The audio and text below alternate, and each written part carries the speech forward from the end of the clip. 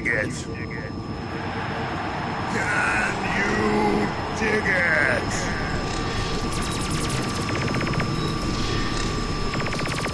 Ladies, gentlemen, friends, foes, lurkers, regulars, GMO people, organic people. Boiler room. Inbound. 5, 4, 3, 2, 1.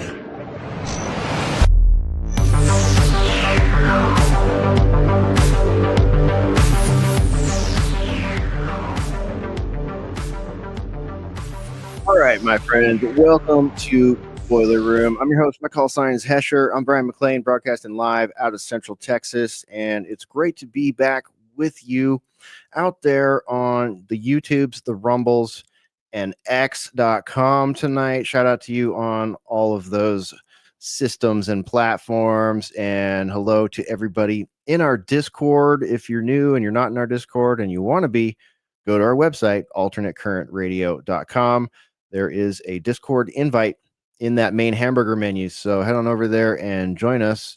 We have a lot of channels in our Discord, lots of chatting, info, white pill, blue pill, red pill, black pill. We got it all. We got general chat. We got all kind of stuff. We have basically a knowledge repository in there and a news repository in there, just to name a few things. We got a meme section, we got a books section, gallows humor, all that fun stuff. We got voice channels for our premium members. So hop on over to our Discord and join us. It's great to be here with you tonight once again. We're doing a Wednesday broadcast this week because tomorrow is, I'm unavailable. So we're not doing that tomorrow. And we're very happy to be here with you. Sorry we missed you last week. Just a lot going on lately. But let's get right to it tonight. We're going to roll through the headlines and everything as quickly as we can so that we're not here too late. But let's say hello to Boiler Room's Mystical Pharaoh. Mystical Pharaoh, welcome to the Boiler Room. How you doing tonight, man? Good, man. How are you? I'm very good. Very good. It's great to have you. Thank you. Looking forward to it. Yeah, absolutely. All right. Let's get the Ruckus among us right there. Ruckus, what's up? Welcome to the Boiler Room. Who are you people? How did I get here? What is going on? This is wait, it's a Wednesday. I'm really confused now. No, just kidding. Yeah, so that's cool. And that's cool. And hello and howdy. Thanks for having me. Yeah, I guess we got some stuff to talk about, some space babes in flight and whatnot. So let's get to it. Yeah. Let's get right to it. Also, I think we've got Baselit Analyzer who's going to be doing a combat landing here at some point. So keep an eye out for his arrival. Now, let's see here. I was having a hard time choosing between the icebreakers. Let's see. Should we go? I'll take a vote in the room here and in the Discord. Let me light up the other chats as well. Let's see here. Comments. All right. Start throwing those comments in, everybody. And if you're rolling in, be sure to hit the like button, the subscribe button, do all that stuff. We appreciate the comments. So, Mystical Pharaoh, you can choose between gruesome and, gruesome and AI. Gruesome and AI. Which one you want? Let's do AI. All right. Ruckus, what do you think? Oh, definitely AI. All right.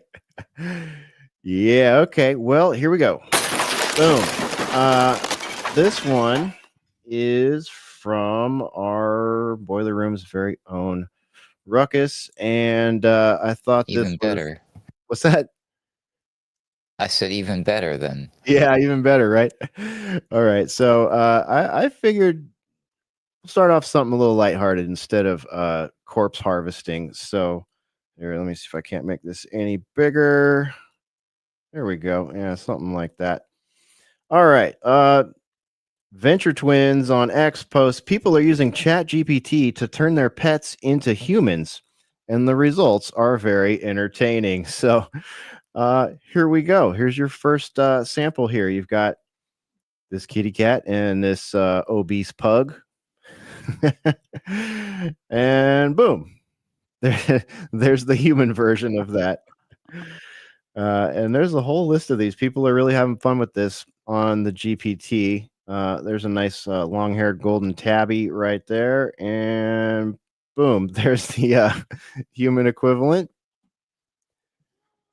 So this one's pretty good. I like the Dalmatian one. They did a great job with this. Your Dalmatian, that's a looking scary mean. Dalmatian, dude. I know. I don't want to meet that Dalmatian. And then there's your human counterpart. That human needs to look a little meaner than that, I would say. But other than that, spot on. No pun intended. How about that? Well, I'm glad we found creative use for AI. Yeah, right. I mean, you're keeping people busy. Ask ChatGPT to turn my puppy into a human, and that's pretty good. The further you go through these, it starts getting creepy. You start thinking about it. It's like, wait a minute, this is weird. Yeah. Yeah, I'm trying to see the patterns, what they do. Right. Don't ask ChatGPT to make a human version of your dog.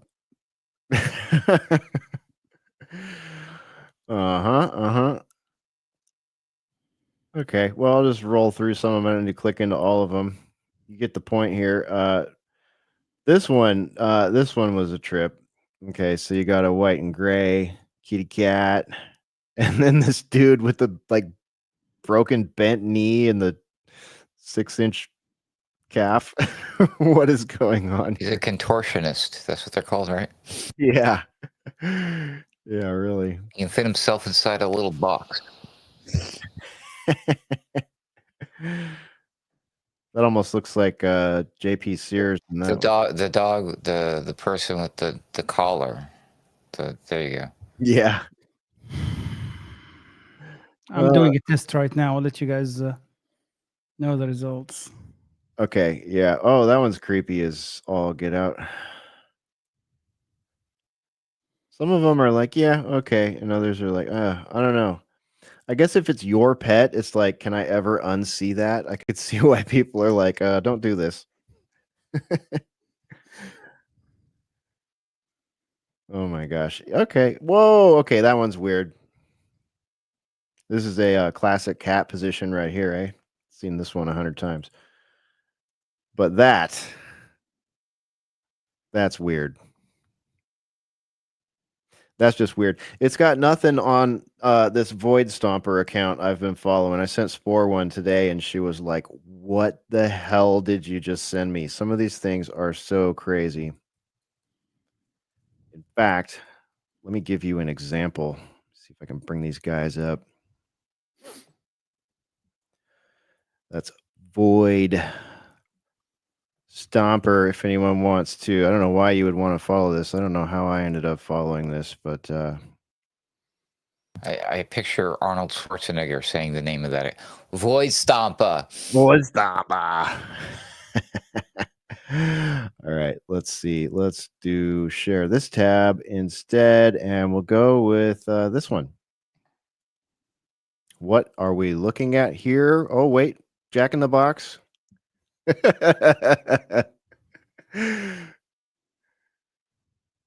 Yeah, dude, this stuff must be made with Midjourney, I guess.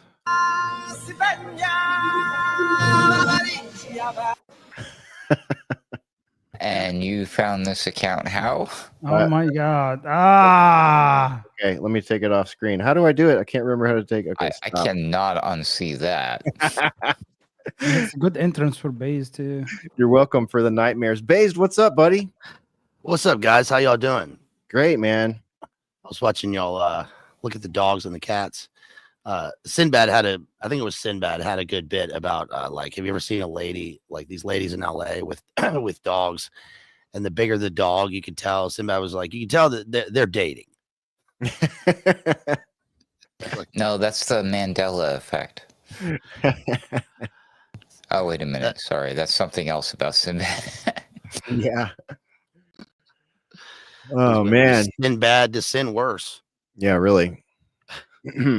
Well, sorry to ruin the sort of cute pictures there with that crazy one from Void Stomper, but holy cow, man, that channel Are all is, of his is that what he does? All of those things are like that? that was tame compared to some of them. That one reminded me very much of The Thing. John Carpenter's The Yeah. Thing.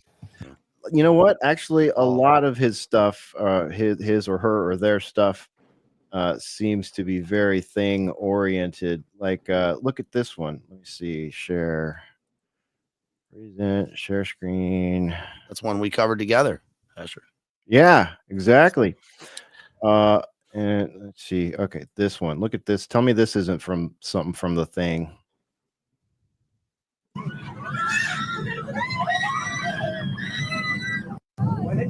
That's what that lady saw on the plane that time. Yeah, there's right? something out there. Yeah. That guy is not human. That's cray. And Yeah, there's like, I mean, think, AI is just getting wickedly crazy, like advanced quickly. There's like, I dropped a link into the general chat of the Boiler Room Discord earlier today. Maybe I can find it here. But the thing is that there's like this new AI video generator that you can do full swapping of like actresses and actors, so they can take a scene from a movie or a show and then just, oh, it's Taylor Swift instead of whoever, you know, or. And it's crazy, and it's like, wow, jeez, how can we believe anything? I mean, you never know. They might try to portray a bunch of women flying up in space and pass it off as real. Oh, they would never. Oh, wait. Never mind. Yeah, man, it's getting so crazy. I don't want to sidetrack into this too much because I'm sure a lot of people haven't seen it yet. But Spore and I just finished the new season of Black Mirror, and there were a couple of AI oriented reality wrecking, like the end of all reality, basically, which is like it was right in line with a lot of the things that we've been talking about, like what the AI apocalypse could look like. There's some. Was it good? Was it a good season? Yeah, it was. It was. There's 7 episodes, I think, and Yeah. I think I have 3 favorites like right off the rip, and I probably need to watch them again. But there was like 1 or 2 of them where I walked away from it going, well, okay, I'm gonna have to go sit down and think about that for 6 months or so. I'll check it out. It's weird, Black Mirror, because it was so, you know, when it began, it was so revelatory, and then just everything in it became, you know, reality. Yeah. So it's like, where can they go from here? I guess. That movie they made, Bandersnatch. Did you see that? The Black Mirror movie? That was actually good. Yeah, I enjoyed that. Yeah. Oh, here's a good one. Where'd it go? I guess I have to reshare. No, there it is. Zuckerberg and Golem.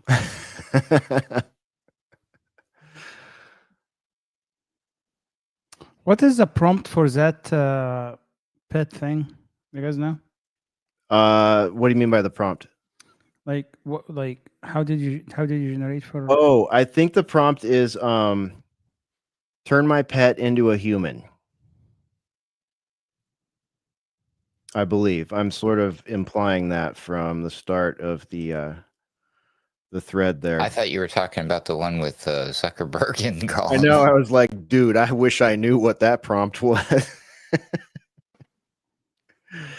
Yeah, that channel is absolutely bananas. All right. So let's see here. All right, well, we'll call that an icebreaker and get right into it here. Let's see, what do we got today? I want to start with Real ID. There's a lot of talk going around about Real ID right now. So let me. Christy Gnome says it's good and we should want it. Yeah, it's funny how. Actually, I think she said we need it. Maybe I'm wrong about the wanting part. Is it every state? Is every state going to have it? I mean, I know there's like 2 weeks left in Virginia to get it, I think. Yeah, as far as I can tell, I might be wrong about that, but as far as I can tell, it's nationwide. So let me put this on screen, and there we go. So this is from travel.dod.mil, Defense Travel Management Office. February 10th, news real ID required for U.S. travelers beginning May 7th of this year. As of May 7th, U.S. travelers will need to present a real ID compliant license/ID or another acceptable form of identification to board commercial flights. Travelers who fail to produce a real ID or an accepted alternative may not be allowed through TSA security checkpoints, which is hilarious because they've been letting illegal aliens without any ID fly with no problems for the last 4 years. I mean, it's not that way right now, but we certainly lived through a long period of that. They say children under 18 are not required to provide identification. Real ID compliant cards. Here's how you check if you have one, if you're wondering. Real ID compliant cards have a star marking the upper top portion of the card. Card does not if the card does not have one of those markings, it's not a quote unquote real ID compliant and won't be accepted as proof of identity. US DOD ID, including IDs issued to dependents, are acceptable alternatives to real ID. Other acceptable forms accepted include U.S. passport or U.S. passport card, DHS trusted traveler cards like Global Entry, Nexus, Sentry, and Fast, and state-issued enhanced driver's licenses. So that is coming our way. I know a lot of people are not happy about it, and I think that the only way around it that I've seen so far, and it's probably only temporary, is to have a passport and make sure that you update that passport. Don't let it expire, and you should be good. So, but we all know what this is. This is a little piece of that digital ID puzzle right here, and I'm sure it's set up to take your actual internet digital ID whenever that is foisted upon us. Can I? So I Um, don't know. so, I just have a point here I want to make. Number one, this is basically leftover from the 2005 9/11 Commission recommendations. Right, so it's part of the Patriot Act that the Congress passed since 2005. I've been seeing the signs actually in the airports for years right now. Every time I go travel, I see it in front of me that hey, the real ID is needed at that point of time to be able to travel. So I don't think Trump did anything there that is different from what was happening. It was passed by Congress, which is Massey keeps like complaining. I'm like, so why don't you fucker go and repeal the Patriot Act and all the shit you passed in 2005, right? Two, I myself have it, and I didn't even know that I have it because it's just basically just a freaking driver license. So basically in Tennessee, you when you go and do your driver license, you have to show proof of citizenship, proof of residency with a couple of utility bills, and you get it, right? So I don't think I did anything special to get it. Yeah. So I really don't know what is what are the drawbacks? Do they have like a centralized database? Because I didn't see that. I think it's more of they just want more of counterfeit proof ID, unless you guys have any more information than that. Actually, what's happening behind the scene? I assume it'll like mimic some of the functions of when you get your passport scanned. So it'll go into a database and they'll have it'll actually track your stuff rather than just showing a driver's license. And it like that also probably goes somewhere, but it's not. It won't be centralized like this thing is. I assume. And then I'm sure this is a step towards, the next thing, which will be the, the DNA. What's next? Like the DNA. Sorry. Yeah. I mean, if you guys been to I don't know who been to airport recently, but they used to just check your driver license, right? And they look and see your picture, if it matches or not. So now they have actually a camera and they take your picture and the system automatically match it with your driver license. Have anybody seen that new system? Well, they didn't even Started used to do happening in the that. You last- could, yeah, you could just show up and give a fake name and buy a ticket in anyone's name and do Yeah, anything in the exactly. airport. So I think that era is gone. But Oh yeah, but yeah. So my point is, so now they have this new system. Now you stand in front of the camera, they take your pictures. Supposedly they say they don't save it. It just like basically instantaneous verification using machine learning to see if it matches your license or not, instead of the TSA person that we're paying the money just by eye verifying that it's you. Yeah. Facial recognition, yes, sir. It's on their website. Yeah. do you guys remember that 60 Minutes story and like a decade ago about they had dedicated air marshals that like the number of people that they followed when you walked into the airport from start to finish, like random people. Yeah. Yeah, they and it was they followed like everyone, and they would follow them all the way to the end of the line. And then I think they unearthed it. I guess this is, that's like a real time analog version of what they can just do digitally now. I mean, obviously the airports are the front line of the track and trace that we saw in 2020, and it's just going to get. I mean, my question is like, unless it's absolutely necessary to fly. I mean, why would anyone ever fly if they didn't have to, for, any reason? It's the worst possible thing that you can do. It's awful from start to finish. Yep. So it's like a dead day. You know what I mean? Like if I have to fly, I just like basically put a big skull on the calendar that day. Like that's a day that's not mine. That's a day I'm lucky to just get where I'm going and step out of those doors with my bags and return to freedom. But yeah, you gotta be ready to fight.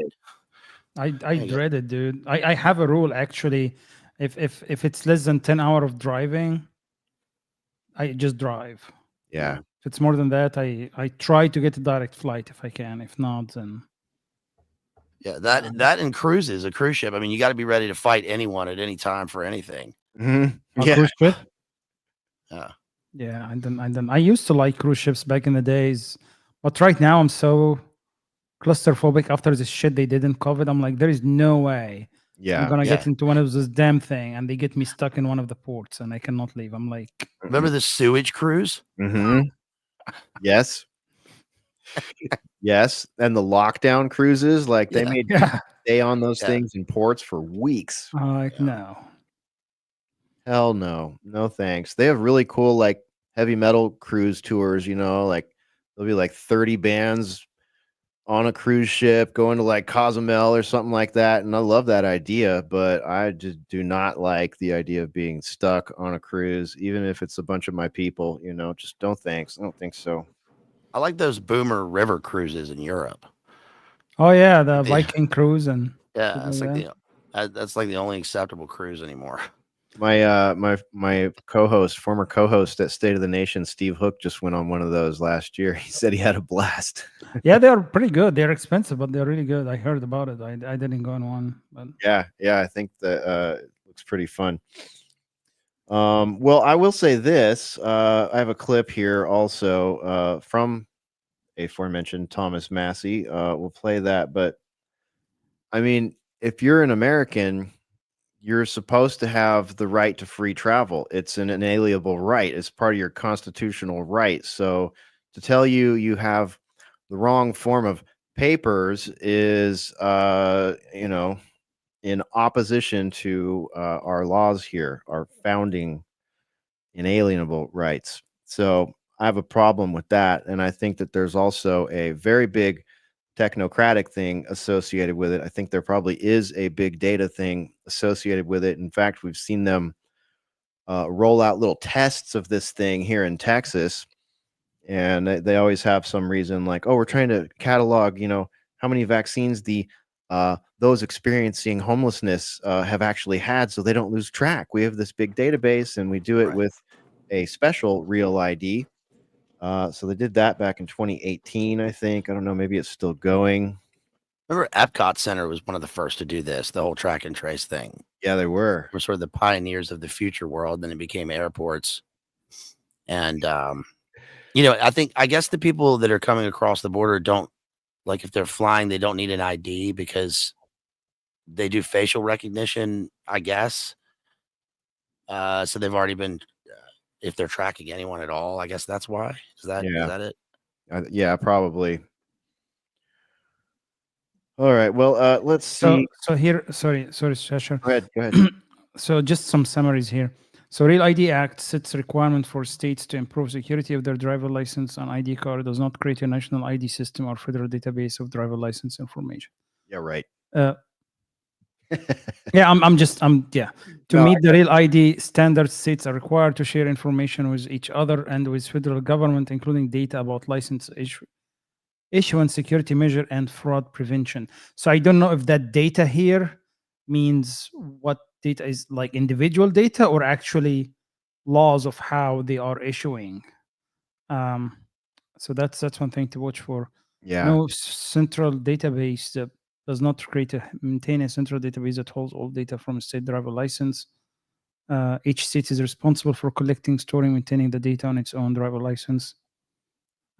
So I don't know. Okay. Well, that's where was it? Where were you reading from? Was that from the Defense Travel site or The Real ID? the Real website. ID site?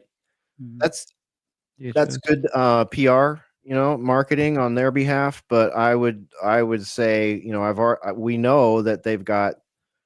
I don't know how to like term it properly, but we know they've got a lot of fields in, the fields and attributes that can be filled out in the Real ID, because they've already been here talking about how they're doing medical status and jab status on homeless people using that same system. So it's really easy for them to say, oh, well, it's maintained by the county.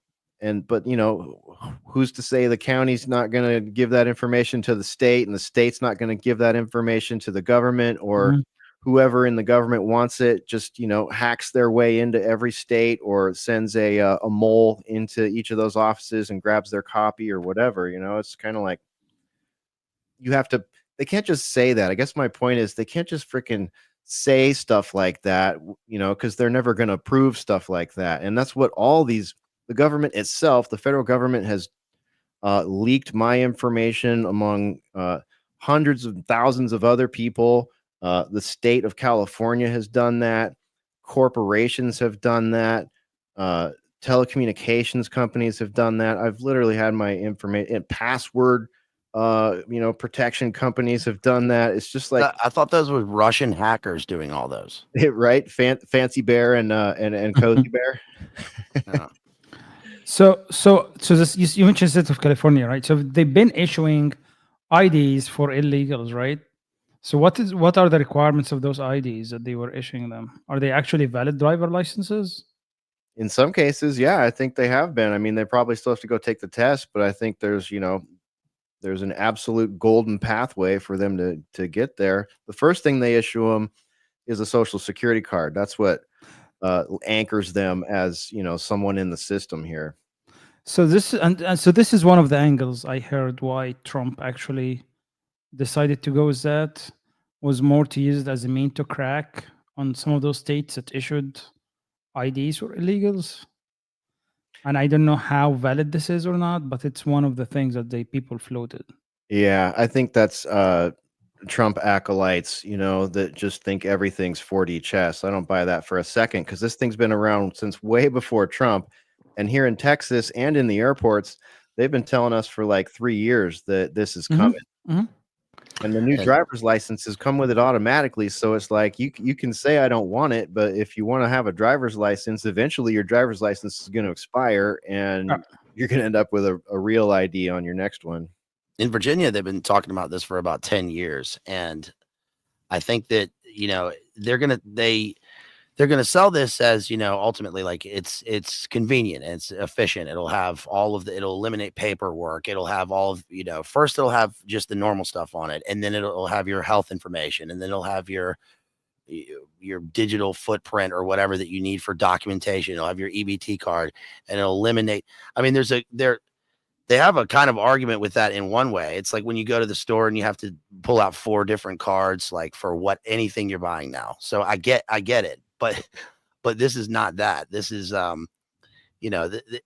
And still, if you want to do international travel, you still have to have a passport. It still doesn't work for that. So it's just domestic. And then they'll say, yeah, I mean, you have a right to travel, but if you want to travel by air, then you have to comply with this thing because we're trying to keep you safe.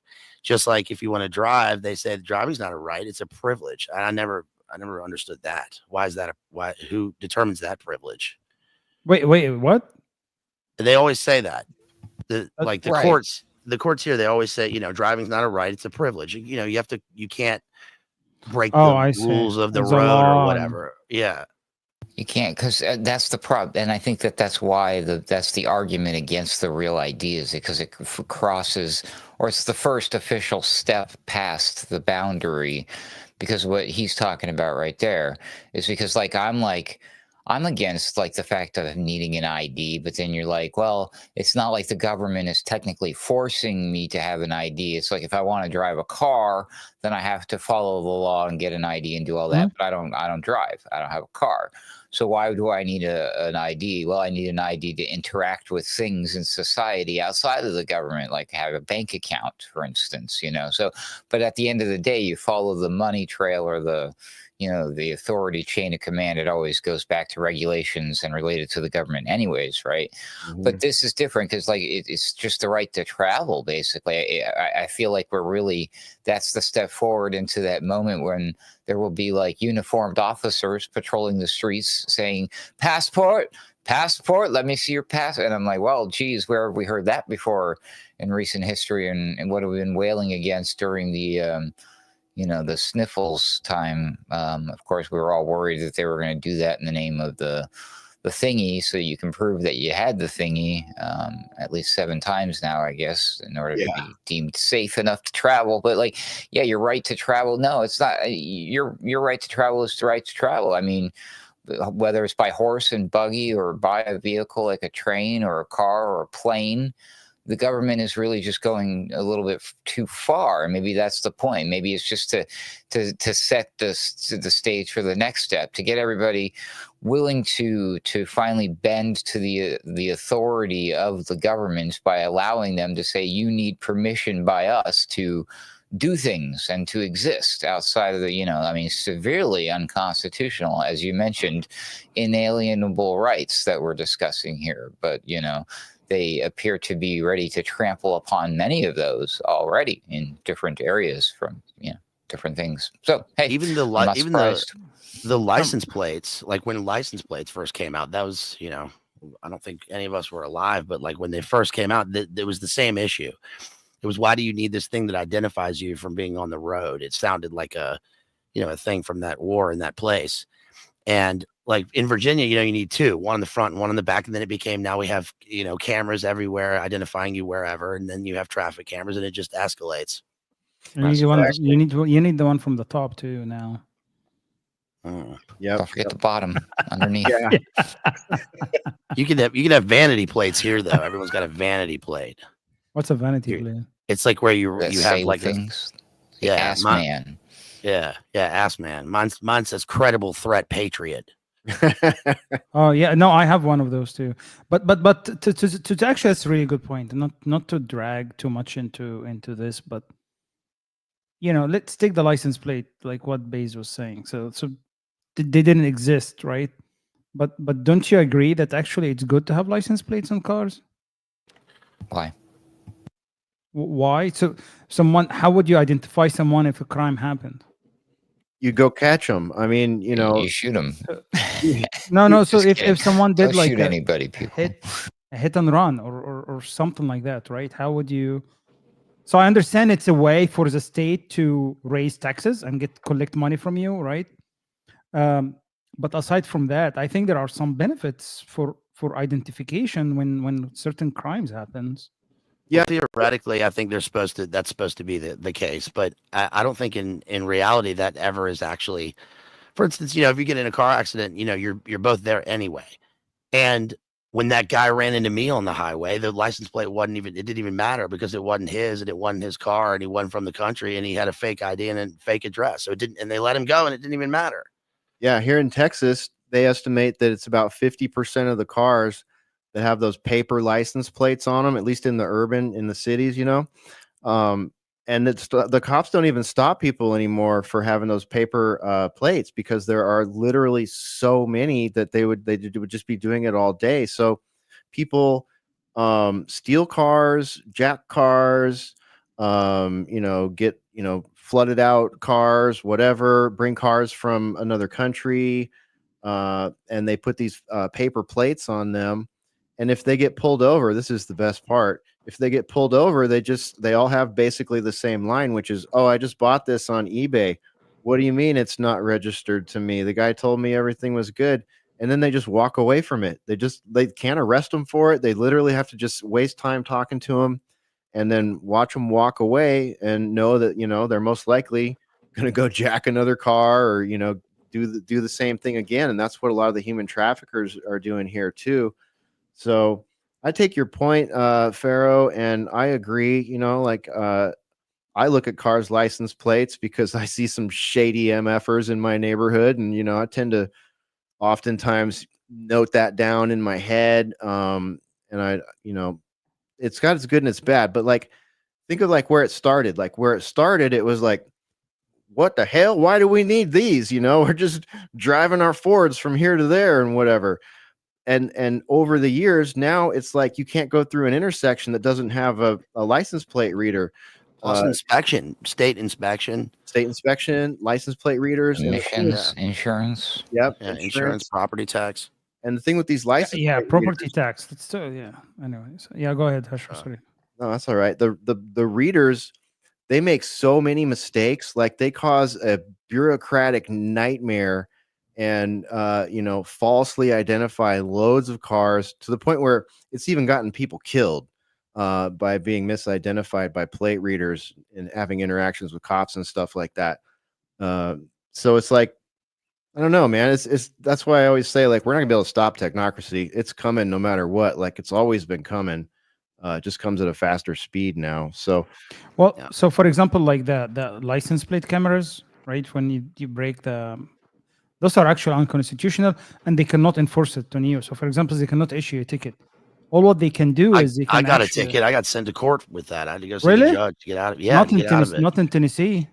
Yeah. Not in Tennessee. You can actually just take that and throw it in the trash. They can't do anything to you. Seriously? Well, it doesn't count against your points. Unconstitutional. It doesn't count against your insurance or your points. But if you get pulled for something else, then it can be sent to collection. So when I went to it was the first. Yeah, it was the first case here for this new camera they had, and the lights weren't on for the speed camera, and the judge just let it was 45 people there for the first one. He was like, everybody just go. He was just like, everybody leave. I'm dismissing all this. Everyone. And the guy from the company was there. And he had to get up and explain, this is how the thing works. And I'm sorry that, you guys got tickets when the lights weren't on and we didn't, and we'll try to make it work. And the judge was like, I'm not even sure this is enforceable, but whatever, everybody get out of here. But yeah, it's clearly, bullshit. It's a money making scheme. Just like cops on the side of the road, with, speed traps is also in Virginia. You can't have cops on the side of the road, pulling people for speeding and they're hiding. It has to be in line with something else they're already doing, because otherwise it's a money making scheme and it's fraud.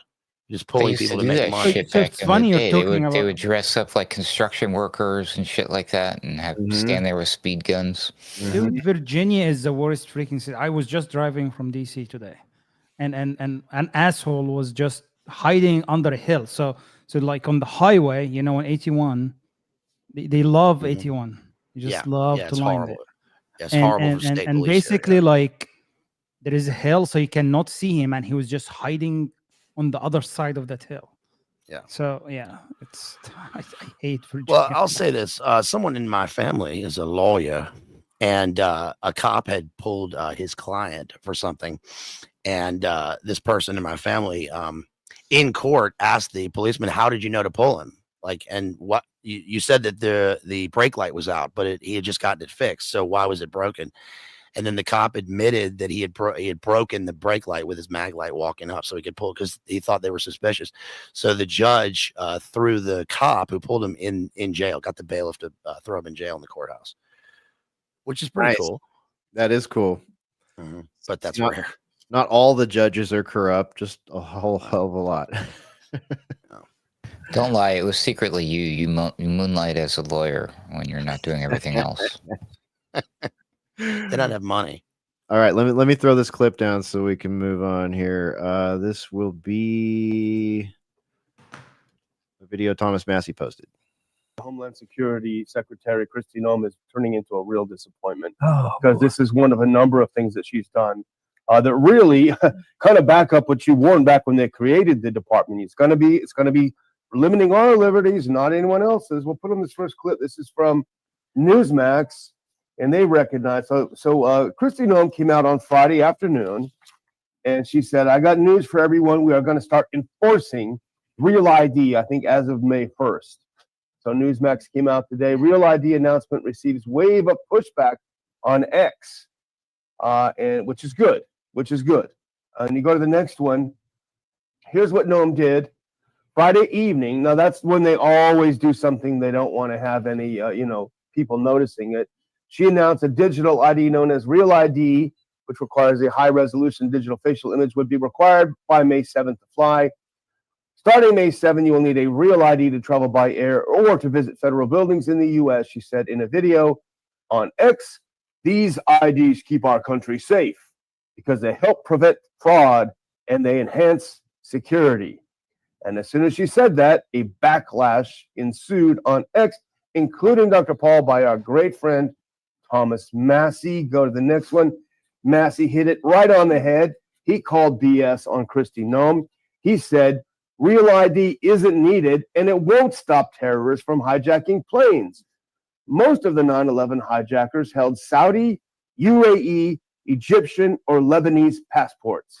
Real ID is a national standard and database of IDs that is primarily a tool for control of Americans. Trump shouldn't enforce it, he said. 2005, President George W. Bush, now here's the kicker. You remember this, Dr. Paul, signed the Real ID Act into law. It was authored by Representative James Sensenbrenner, the same author of the Patriot Act. You remember those times. Sensenbrenner was going nuts writing all these bills. Yes, and they portrayed him as a great civil libertarian and working for our privacy. That's the most insulting thing, is what Noem said. It was issued to make us safe. Yeah. They always turn it and twist it around. It's sort of like, we need the Federal Reserve so nobody ever counterfeits money. Yeah. We want the monopoly. Exactly. This is what this is, monopoly over control. I'm not very happy with the direction we're going right now. It looks like we're going to lose a lot more privacy if this bill gets reopened and made much worse. And it looks like it can do a lot more damage yet to come. Yeah, it's been sitting around. It passed in 2005, and it's just been sitting around. No one's done anything to it. No one has really enforced it. Now, all of a sudden, Kristi Noem wakes up and says, you know what, I'm going to go ahead and enforce this, And so let's go to a little bit more from the Newsmax article. Is this really surprising to people? Criticism is not coming from the left, it doesn't seem, primarily.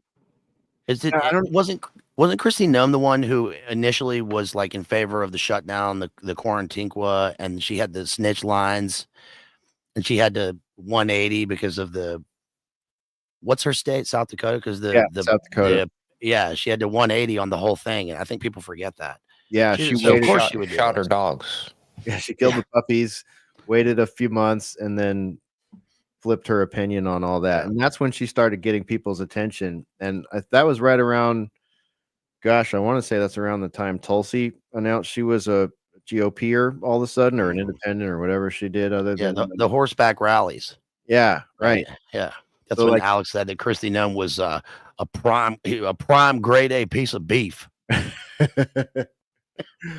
Yeah, in the great rebranding of many of Trump's cabinet members. All right, let's finish this out. Thankfully, it's a lot on the right. Thankfully, someone is carrying the banner that you carried 20 years ago, and that someone is Thomas Massey. Now, he came out with a bunch of posts on X when Kristi Noem made her dumb announcement. And I just picked out a couple of the better ones. Now, people will find this radical, but think about it. He says, as long as the pilot's door is locked and no one has weapons, Why do you care that someone who flies has government permission? Real ID provides no benefit, yet presents a serious risk to freedom. If a person can't be trusted to fly without weapons, why are they roaming free? Very good point. And here's another one where he explains it to people who don't get it. They don't understand what Real ID is. He says, Real ID isn't a database. It's proof that your physical person matches an entry in the digital database. Its power and purpose will be realized when everyone complies, but not before. This is responsive to the I didn't give them much information. I've had one for years. Why worry argument he makes. So it's not essentially a database in itself. It is the relationship between that card that you hold and the database that exists already. And they can add to it. Remember, we talked about they can add anything they want. Vax records, gun records, civil liberties, First Amendment records, anything can be added to it. Homeland Security.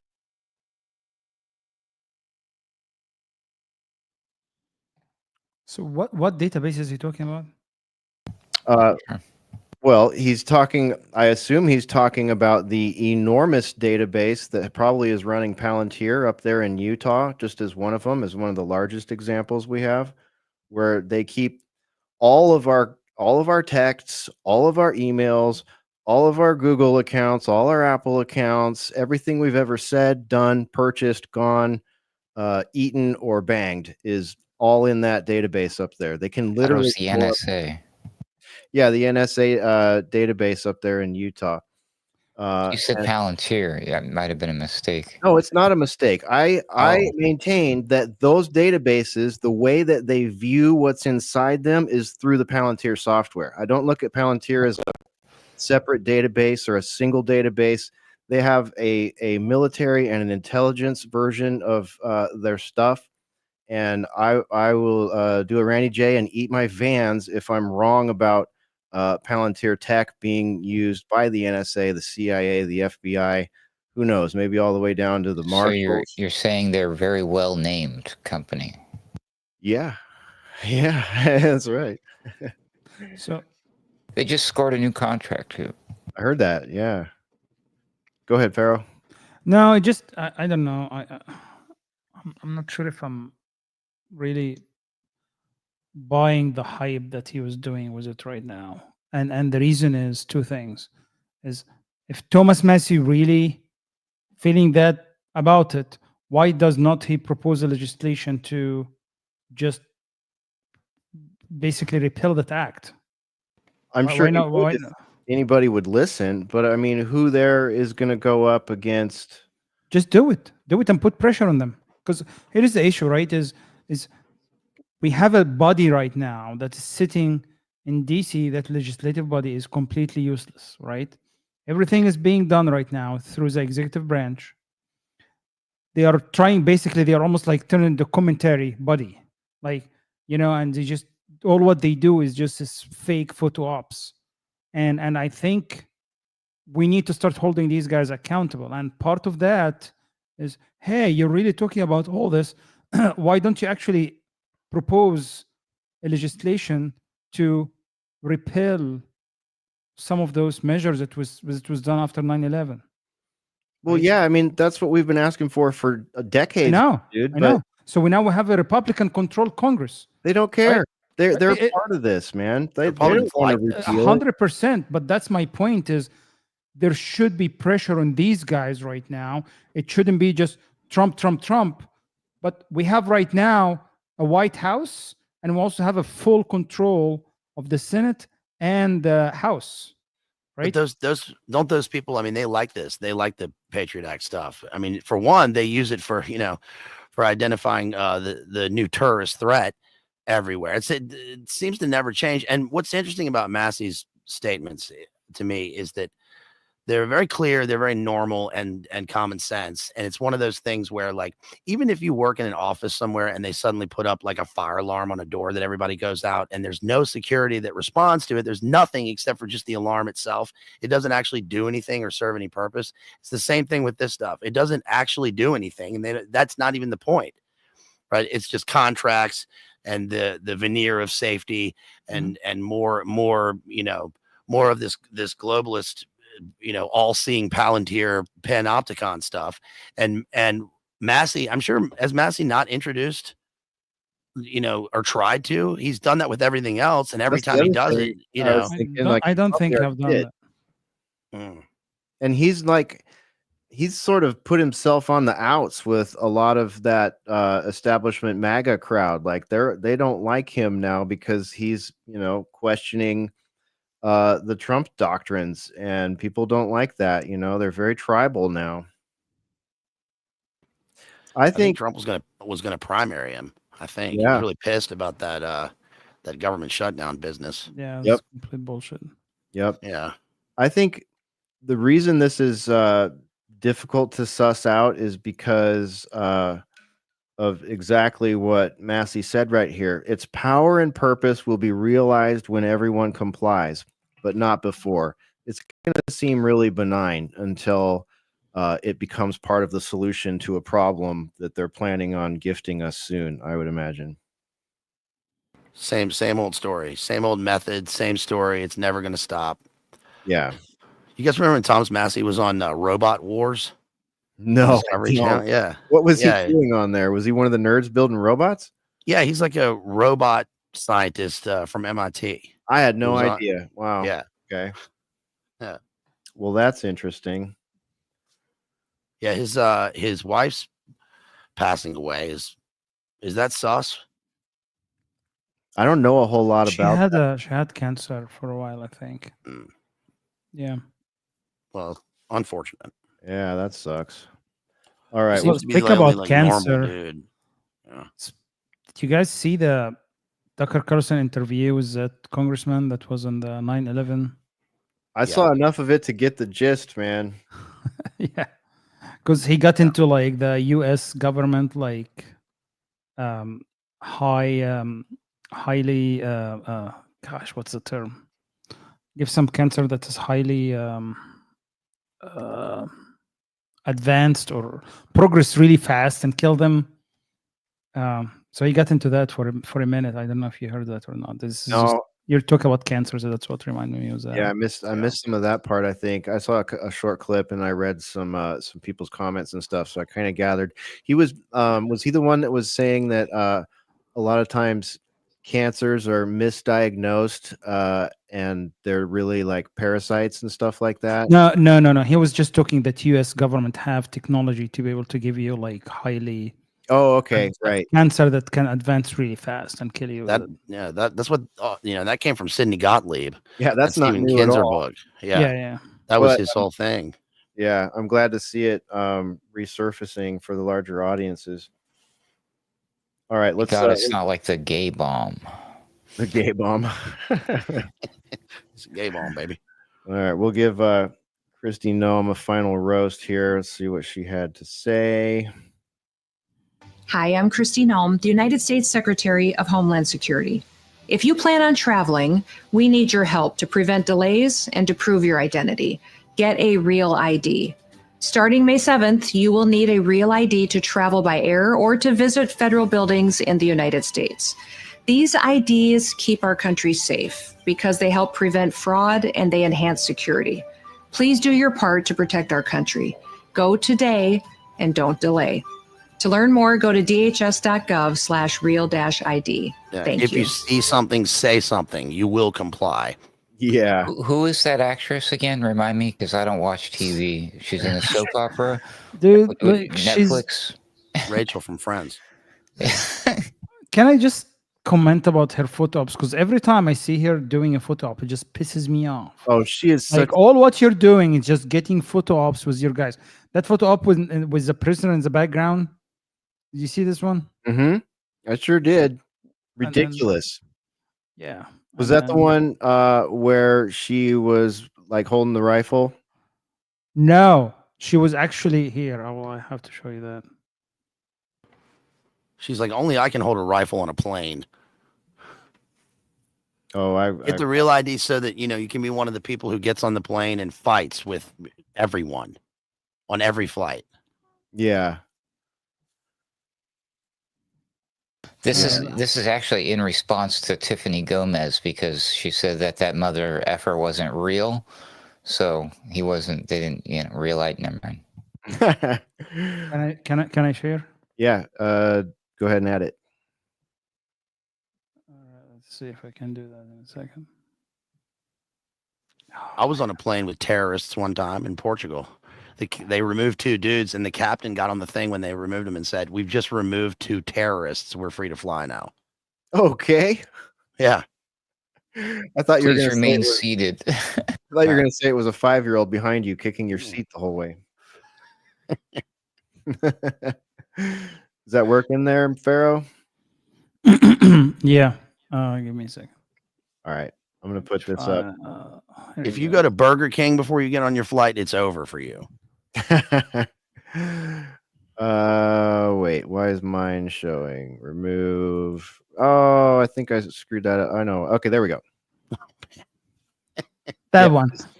Yeah. So the best one I've seen was actually taking that and putting like a porn movie like title on it. What? It's AI. Yeah, it's like, what is this? Like, why? Oh, okay. I see why that's here we go. Jason on YouTube. Massey's wife passed right after Massey was wanting APAC to register as a foreign agent. Oh.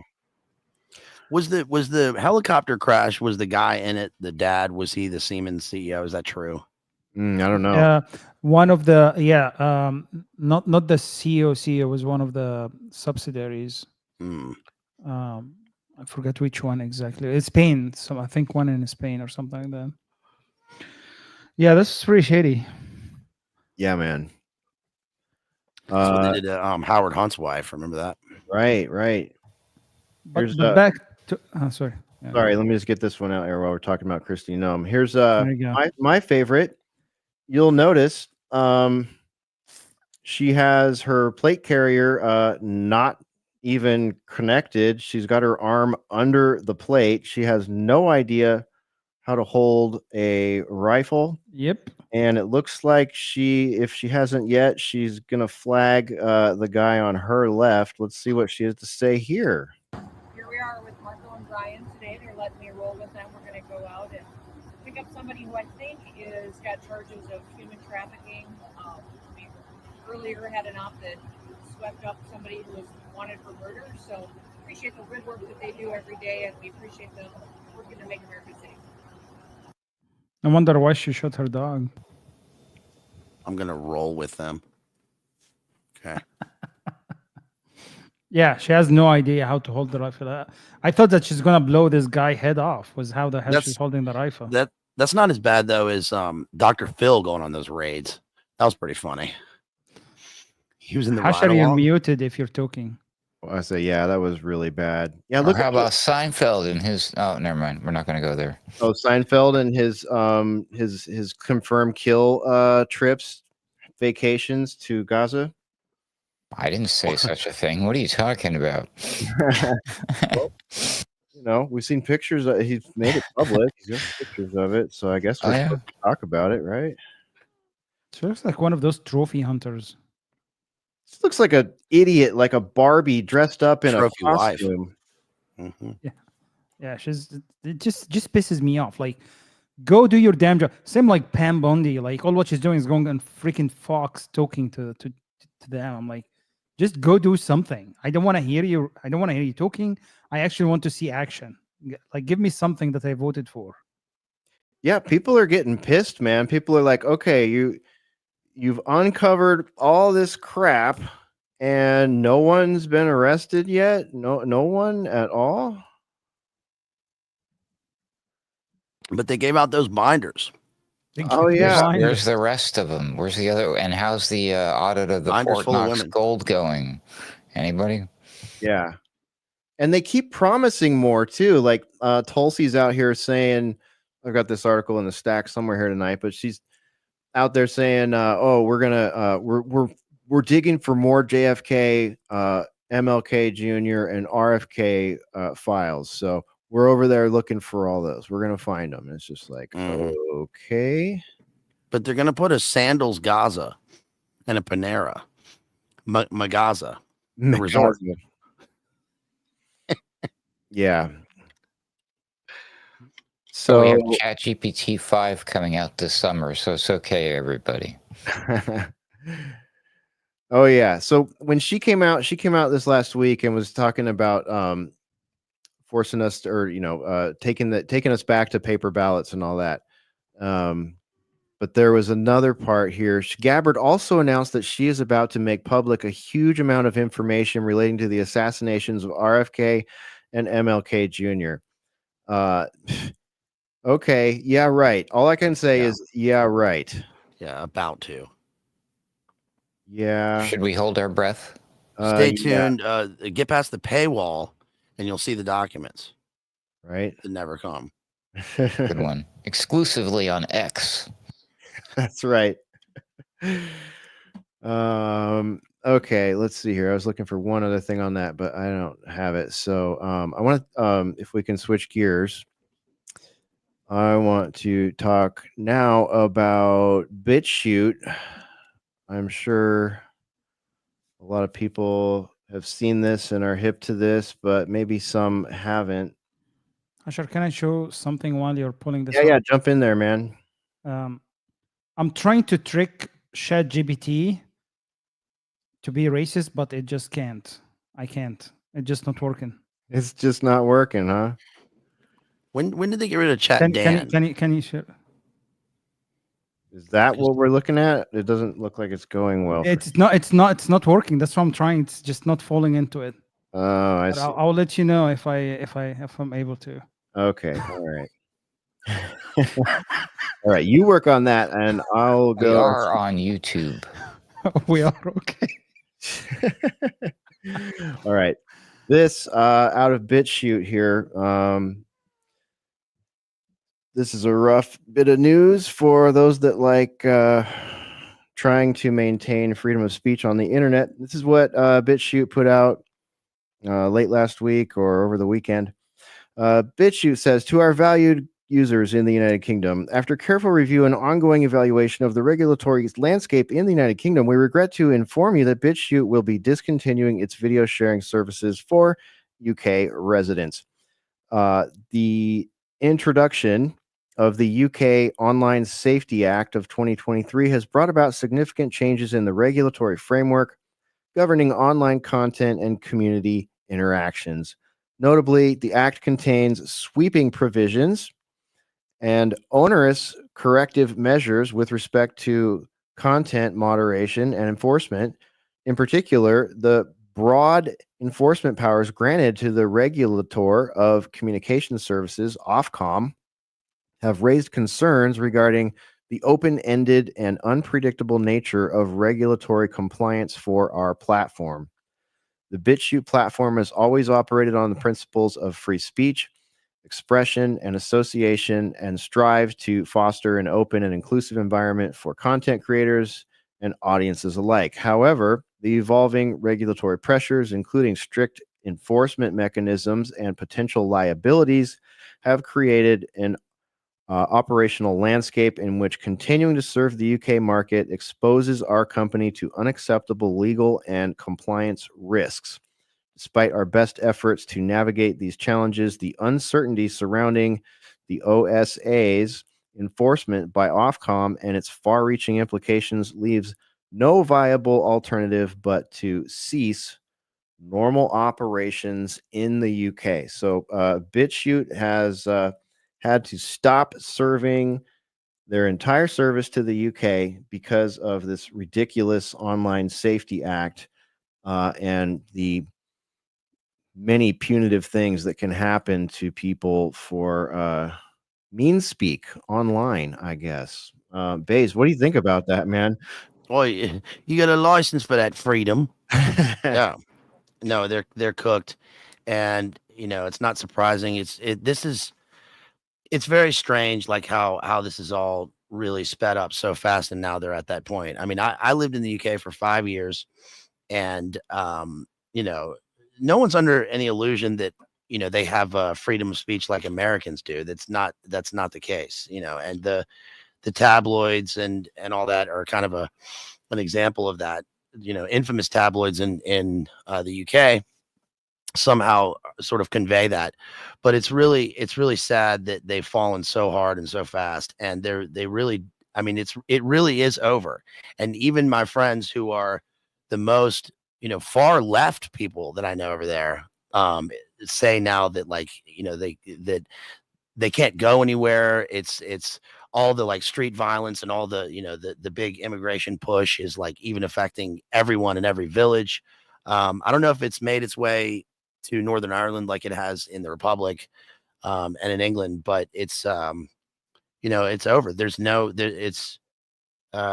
And I see this as, like Australia, as a test case for here. And I don't know what Trump's going to do about this, with his meeting with Stormer or whatever. I don't know what that's about. I mean, there are the rumors about Trump and the United States joining the Commonwealth, the British Commonwealth, which is very strange. Like, why would that be a thing? That seems like total fantasy. What are they doing? So I don't know. What do you guys think? Joining the Commonwealth, like yeah, we'd Commonwealth be like of Nations. Yeah. I thought that was a joke, but I think it's a real, like, they were really talking about it in some way. What the? Yeah. I don't know. I don't know. I heard it, but I doubt it. I did not. I don't think it'll happen, but I guess that was, they were discussing it because, like, maybe as a counterpoint to, like, NATO in some way, or the Five Eyes and the Union of, English speaking nations somehow. I don't know what the purpose of that was, why they would even, like, air that at all. Maybe just to try and have some sort of new relationship with Britain, but also why? What does that get us? What do we have to gain from that? Nothing. We get nothing from Britain. Nothing. So, yeah, that's a hard one to as solve. we're nearing the 250th anniversary of the founding of our country and our Declaration of Independence from Great Britain. We're like, let's just bring it back, guys. Let's bring it back. Make America great again. Well, they remember they came back here later and they burned the White House in another war. It wasn't just the one thing. I don't know. Yeah. I don't know, man. It's just, it sucks from the, like, here we go. I mean, and I've been waiting for this moment to coalesce where it's like all of a sudden businesses start to fail because of this stuff, because it's only been a few months since we started seeing, I think it was the UK itself that was trying to extradite someone from another country for using mean speak on X or something like that. People are serving jail time over there. Yeah, dude, it's crazy. Like mothers. They have my drama school for 2 years. They've shut down their undergraduate program because the economic crisis, immigration's off. You can't get a visa. There's no money. The economy's wrecked. Yep. So. Yeah, they have more people in prison for thought crimes and speech crimes than Russia does by a long shot, and that should say something. But New Zealand has one of these acts. Canada has one of these acts. Australia has one of these acts.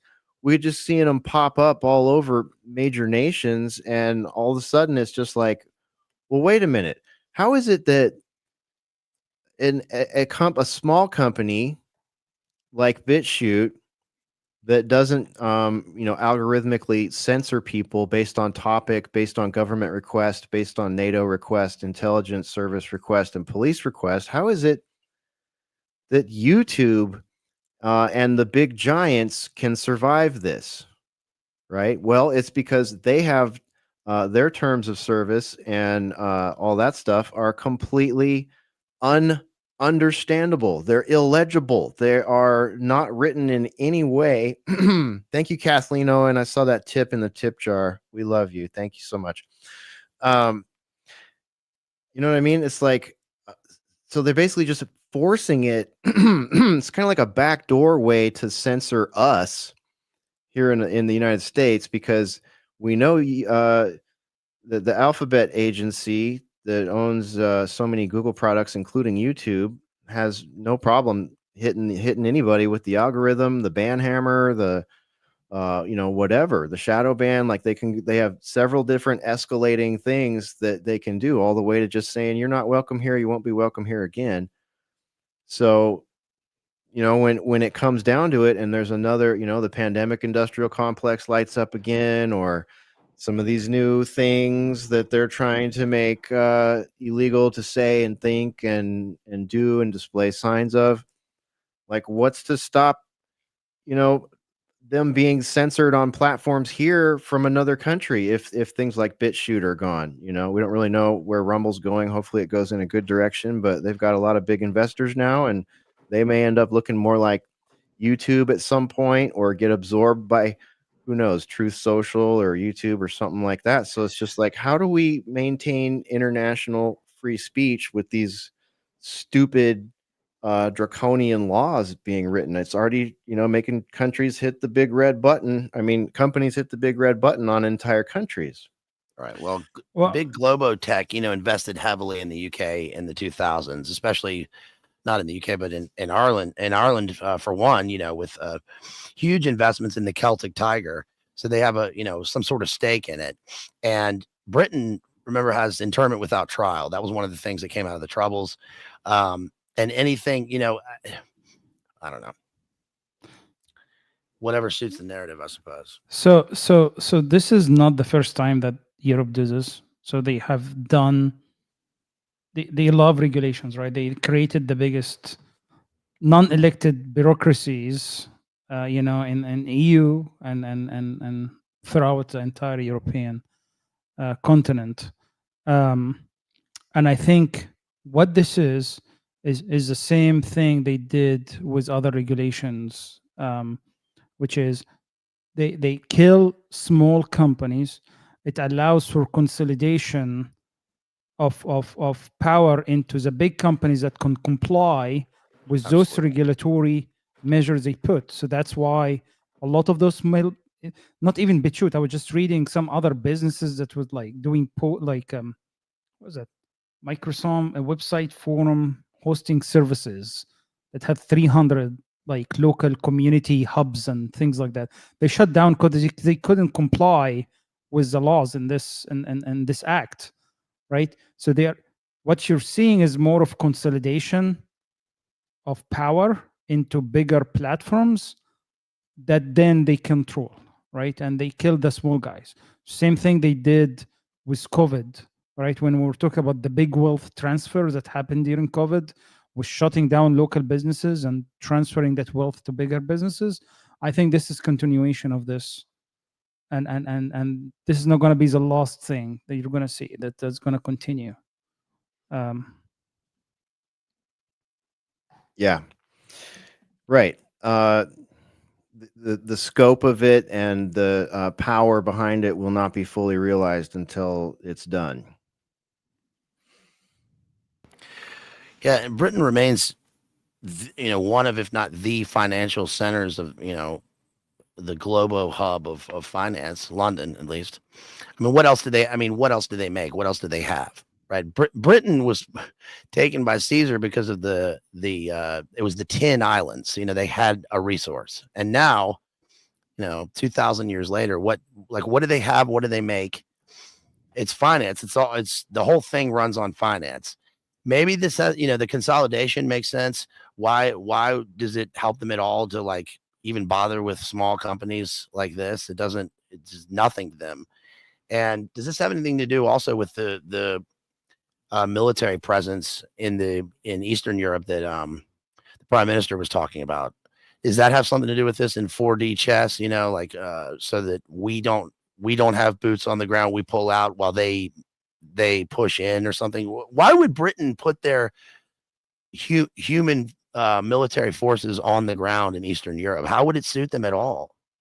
Yeah, it's ridiculous. It's ridiculous, and their military is really not that great. Okay, we got a question here from the Discord. This is from Variant. Hi, Based. I am in England, and our freedom of speech is limited now, but I think you're under an illusion if you think you have free speech in the USA. Yeah, no, no, look.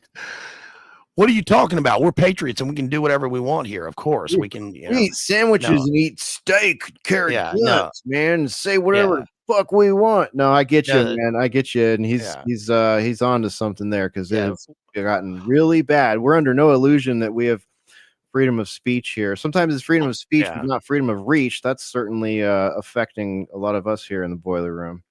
I think the irony is like when you look at the 80s, for example, and the end of the Cold War, it's like the example is always, the censorship and the there was no freedom in Eastern Europe, but it's like at least the people there knew what to expect and they knew what the limits were. And here we're we think that we're totally free and we have these things, but it turns out that the documents that are supposed to protect us are the very ones that are used against us to stamp on our face, I guess. It depends what the current PSYOP is too, and where the Overton window is at. So, that's when you really know. And Fleety makes a good point there. He said, if free speech is real, why do people who exercise it pay such a heavy price? So, yeah. Well, if we don't like the tech platforms, we're free to just start up one of our own. We can just do that, right? And then what they say. Oh, right. Well, they say the same thing that they said to Parler, which is, we're gonna call our buddies at Microsoft and we're gonna nuke your single sign-on, which means nobody's gonna be able to sign into your little website. So that's how that worked. They put that company out of business. And to be clear, this is not the UK government going after BitChute. This is BitChute and their lawyers and their policy directors looking at all of the regulations that Ofcom and the Online Safety Act of 2023 have in them and saying, how could we do this? This doesn't even fit our business model. It puts us in a position where we could get sued for something some user in California uploads, sued by the UK government.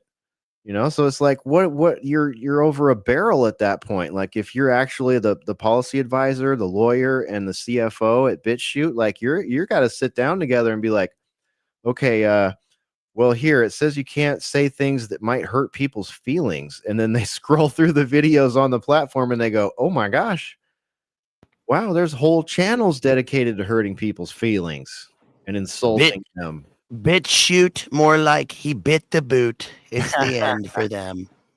Yeah. Sorry. Yeah. I mean, they're kind of even protecting their UK users in a sense, in like an old Yeller sense. It's like, well, we could drag you along, and go through it, but some of you are going to get made an example of. Like, we'll probably get sued in the meantime, but even, our friends in the UK that are uploading stuff, freedom of speech oriented stuff where, things like mean speak and thought crimes, political thought crimes don't factor in. But, those people, well, they can try to upload it to YouTube, see how that goes. So that whole thing's whack. Hey guys, I gotta head out. All right, man. I'm really glad you were here with us tonight, Mr. Mystical Pharaoh, and we will look forward to having you on again real soon here.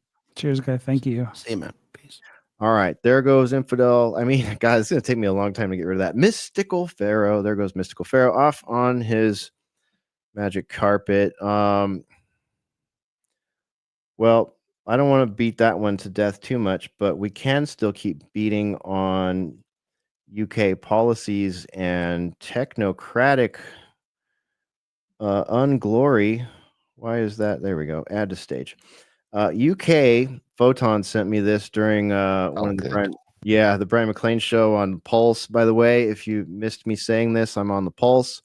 Not a whole lot of times this week, but generally speaking, Monday through Friday, from 3 p.m. to 5 p.m. Eastern, broadcasting audio only. Got to hit that Pulse Radio 2 button to tune in live. But Photon was listening. We were hanging out, Ruckus and Funk Soul and Photon, a couple other people in the chat while I was broadcasting. Photon dropped this one on me live. UK developing algorithmic tool to predict potential killers. Oh boy. In echoes of Minority Report, the British government's working on a murder prediction tool aimed at identifying individuals who are most likely to become killers. So this project was originally called the Homicide Prediction Project. You got to love that. That's just in your face. This is what we're doing. We want Minority Report style. But since has been renamed to, this is funny also, sharing data to improve risk assessment. And this is being run by the UK's Ministry of Justice and uses algorithms and personal data, including from the probation service, to make its calculations.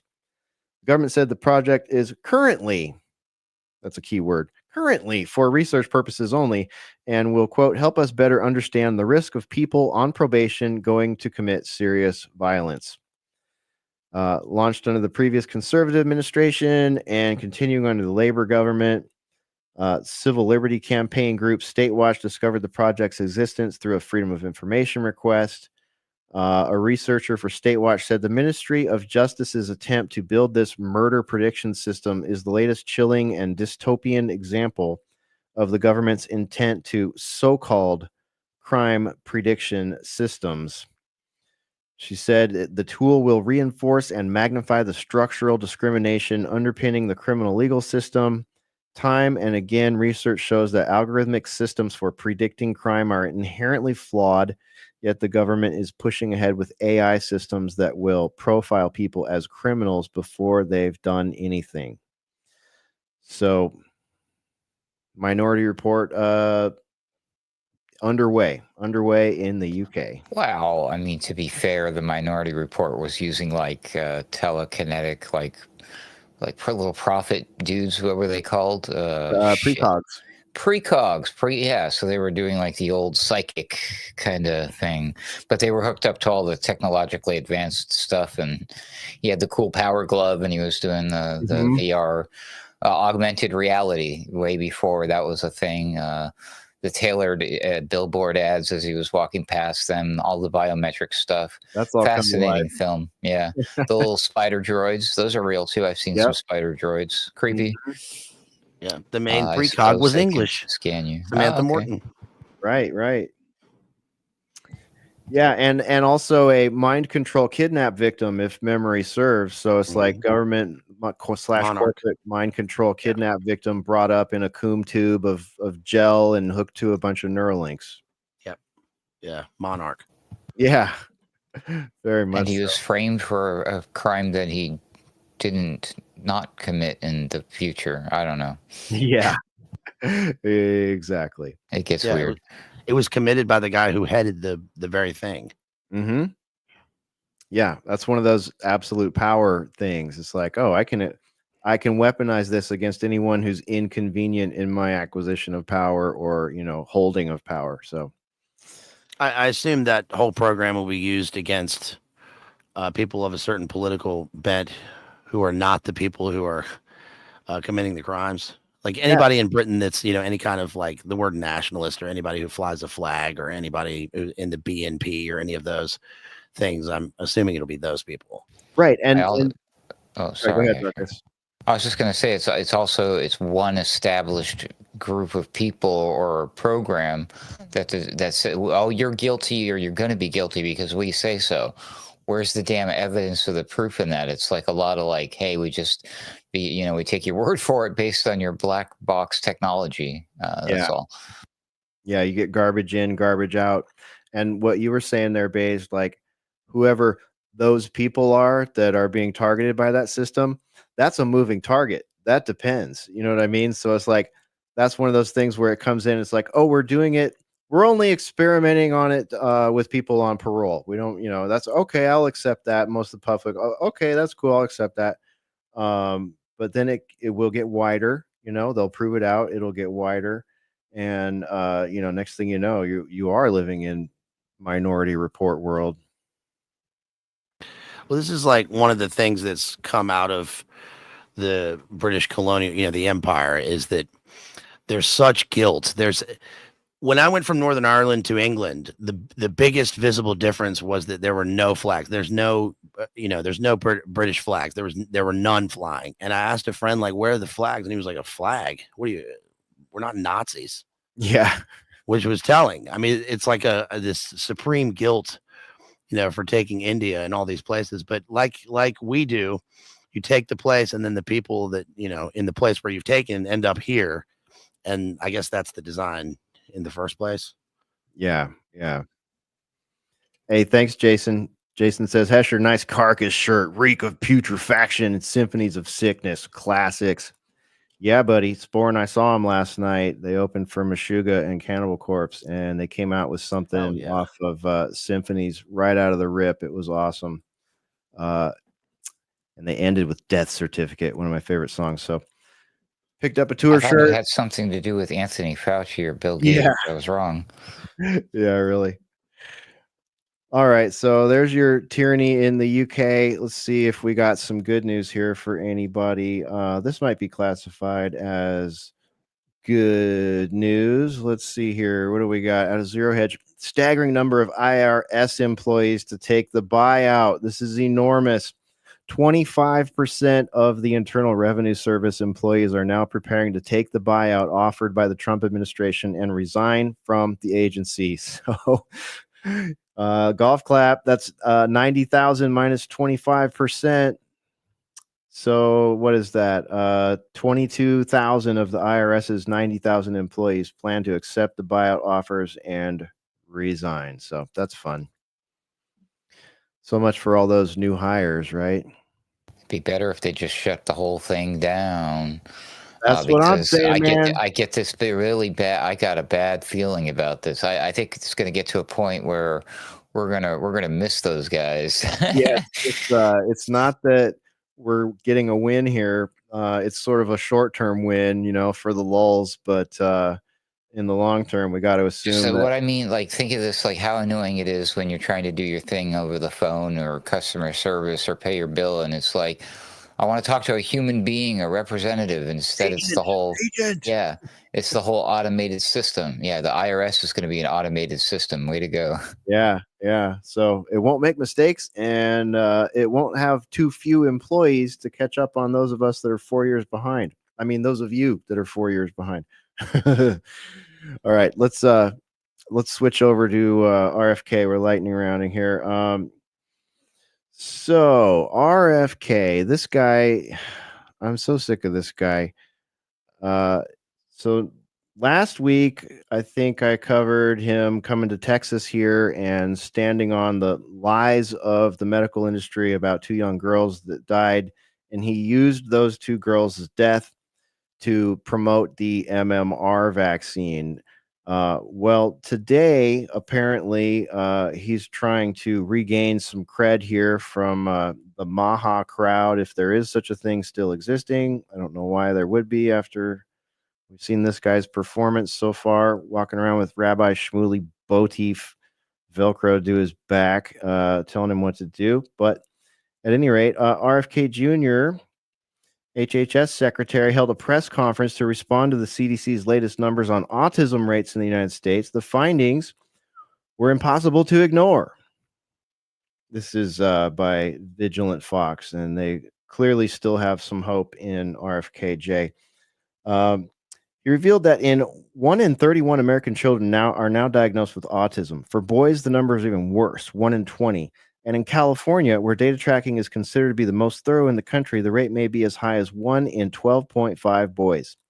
According to Kennedy, that figure likely reflects a national trend. Just 2 years ago, the national rate was 1 in 36. Fun with statistics, right? There is an extreme risk for boys. Overall, the risk for boys getting an autism diagnosis in this country is now 1 in 20. And as high in California, which has been the best data collection. So it's probably also reflects a national trend, 1 in 12.5 boys. This is part of an unrelenting upward trend. The prevalence 2 years ago was 1 in 36. That's a quote from Kennedy right there. Here's where it gets interesting. He called out the media and powerful industries, accusing them of covering up environmental factors that are contributing to the crisis. Kennedy blasted the quote-unquote epidemic denialists, pointing to the 1992 ADDM report as proof that autism rates have exploded nearly 5-folds in just 3 decades. Back then, the rate was 1 in 150. Today, it's 1 in 31. He goes on to say, quote, year by year, there's a steady, relentless increase. I want it because this epidemic denial has become a feature in the mainstream media, and it's based on an industry canard. Obviously, there are people who don't want us to look at environmental exposures. Now, So Jenny McCarthy was right. yeah, apparently. Oh. He also talks about how the companies that look into this stuff has pumped nearly 10 to 20 times more money into studying genetic causes of autism than into researching environmental ones. And he's right to question that, except for the part where what do we mean, RFKJ, when we say environmental? I think you're using terms that, and of course, you get into the whole like all the Maha folks are like, oh, this is sort of Trumpian 4D chess, and by environmental, he's referring to the jab schedule and the mRNA jabs. But I think that's kind of a cope, personally. You know what I mean? To me, and you can argue that something that's been injected into you is part of the environment, but really, is it? It came from a lab. And I was saying on the Pulse today that if you want to look at something environmental that has similar effects as autism, look no further than heavy metal poisoning. Not the good kind of heavy metal. Heavy metals in the bloodstream. Aluminum in particular causes the very same symptoms as autism if it's ingested or whatever, but that is an adjuvant, I believe. It's a ingredient commonly found in a lot of products from some of our favorite pharmaceutical companies in the industry. So, I don't know, man. I feel like this is a cop out. This is a bogus PR move by RFKJ. What do you guys think? Is the heavy metal stuff also what contributes to Alzheimer's? Is that what they're saying with that also? Yep. I don't know. I just remember when RFK said that his life was boring until he did heroin. He said that allowed him to focus in school and learn things. That was in his interview. I mean, I'm glad that he's making war on the factors that are causing this stuff. I mean, the environmental factors. When he says that, yeah, it depends on what you mean by environment. Does he mean like magnetic power lines and 5G and chemtrails and just everything around us all the time, everywhere? Or is he talking about that I need to recycle I have a report in front of me. I don't know if it's the person who wrote the report or if he said this, but it says that Kennedy said autism is a quote unquote preventable disease, and then not quoted, listing potential culprits such as mold, air pollutants, pharmaceuticals, and rising parental age. That's what my report here says. Rising parental age. That's my favorite one. What does that mean? Does that mean like pharmaceuticals is vague? It's all vague. Like if you got something to say, dude, say it, and it would be one thing. It would be one thing if he had already on the first day he got the job, gone to the CDC, gone to NIH with, wheelbarrows full of documents and digital stuff and printouts from VAERS and all that, and said, take this frickin' emergency use authorized stuff off the market right now. I want to know more about this stuff. Take it off the market. But no, did he do that? No. He's worried about calling anti-Semitism a public health crisis. He's worried about people not taking the MMR vaccine, while the pandemic industrial complex is openly propagandizing us right now. Same style they did in 2020, but just softer. So, I'm sorry. I can't jump up on board that he's just being elusive and talking about the environment because, he's going to go get him. He's going to go do what I've been hoping that person would do since they swore him in, but I knew he wouldn't. The H in Maha stands for hoodwinked. Oh. Yeah, it does. Again and again and again. To Maha. All right, well, this dovetails into that a little bit. This is another one. Listen, Ha ha ha. Mahahaha. Yeah, yeah, exactly. Okay, so this one I talked about on the Pulse also. I have mixed feelings about this. Groundbreaking FDA shift away from animal testing sends lab shares into free fall. So, I mean, am I right? I don't like animal testing. I like animals. I'm not really a fan of Anthony Fauci putting, bugs all over beagles and seeing how long it takes them to die. And, I've never really liked the whole thought of monkeys and dogs and cats and stuff like that being blasted in the eyes with cosmetics and stuff like that. I've always found that to be quite the turnoff. But at the same time, if we're going to have a pharmaceutical complex, I guess I'd prefer them injecting their stuff and spraying their stuff into animals before people. I don't like it. But anyway, the FDA announced a major policy shift last Thursday, 1 week ago, signaling the replacement of traditional animal testing, particularly in the monoclonal antibody development, with advanced computer modeling and artificial intelligence. And this news sent the shares of lab companies immediately tumbling. After the FDA put the notification out and the X post to go with it, there was an immediate drop in the shares of companies that provide these animals. And you can only imagine how many of those there are. I'm sure it's a rank, disgusting business. But their stocks tumbled. And guess whose stocks started climbing? Those working biotech, pharma, and AI.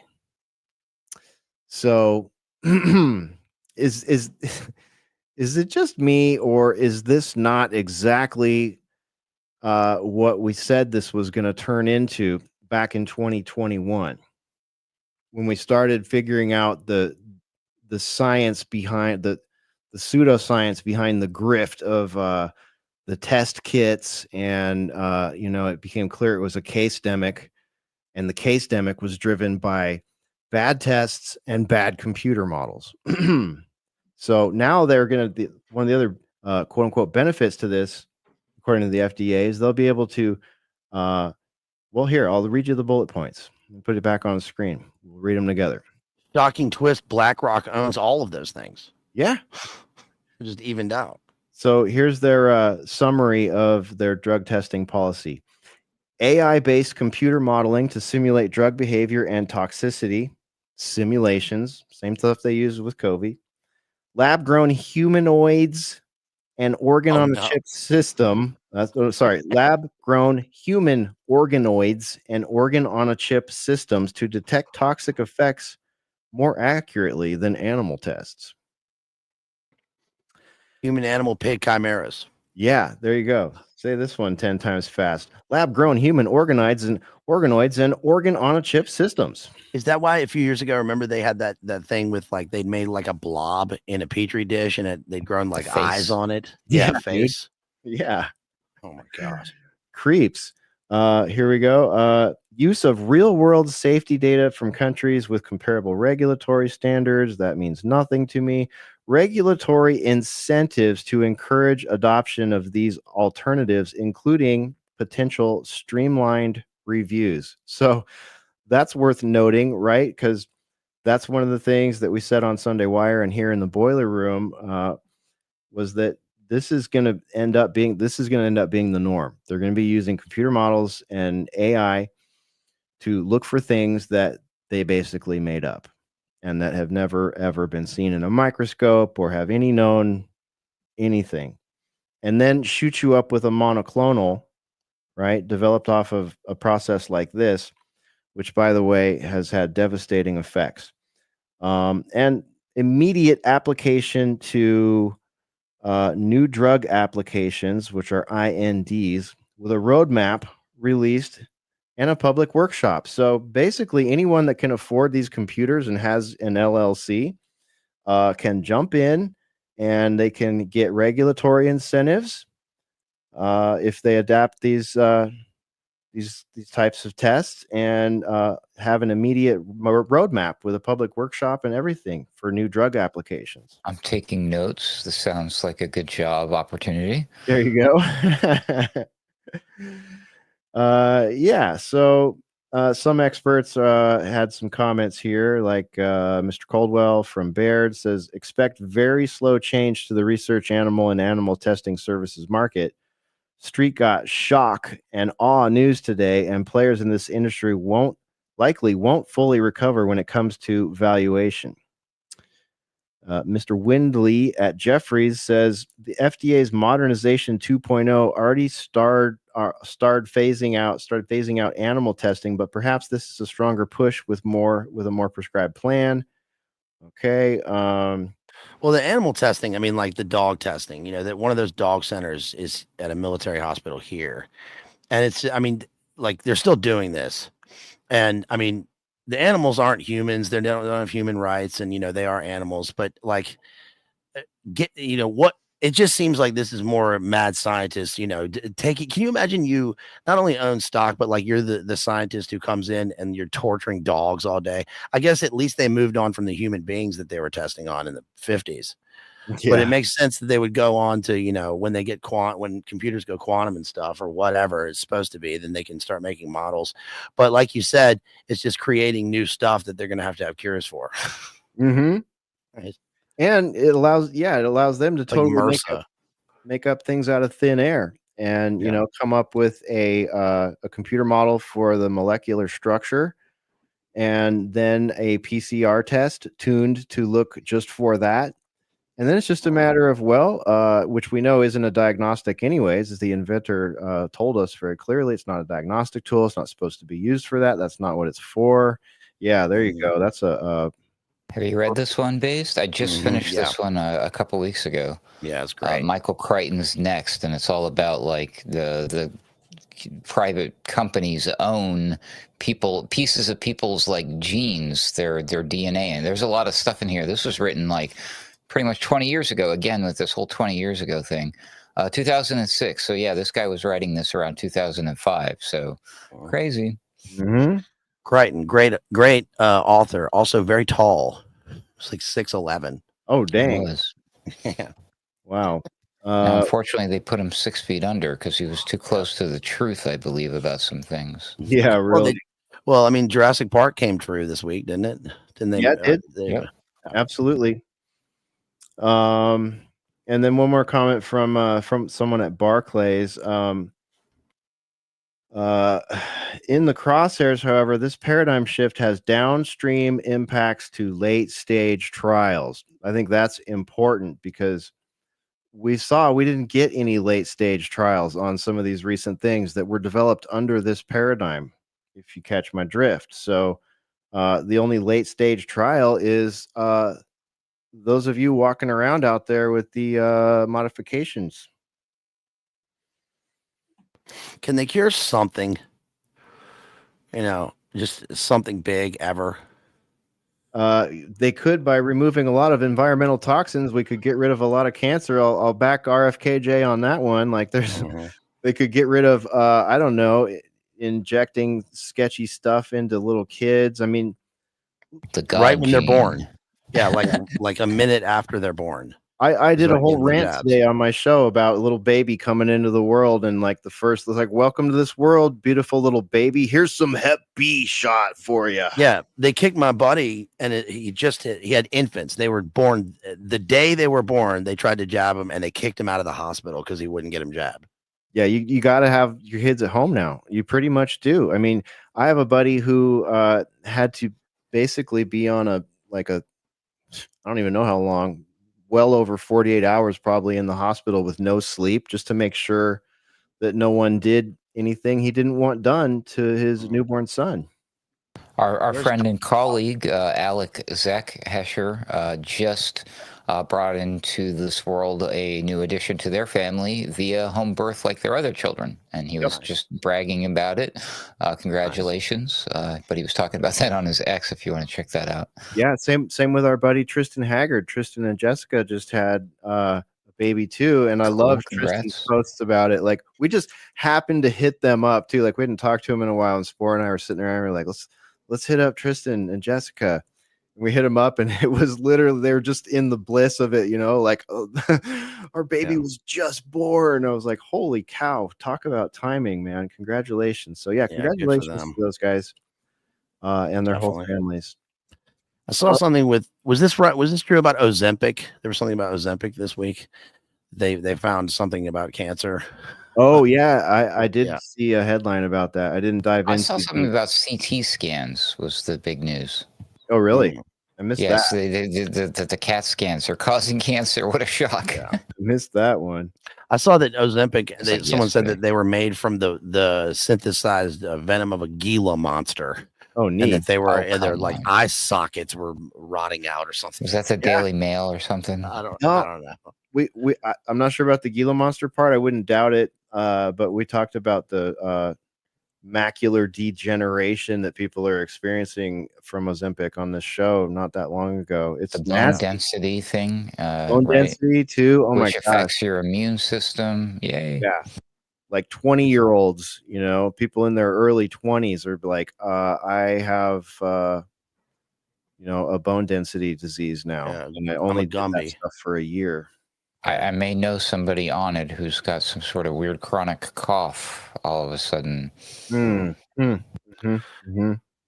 Yeah, say no more. I got you.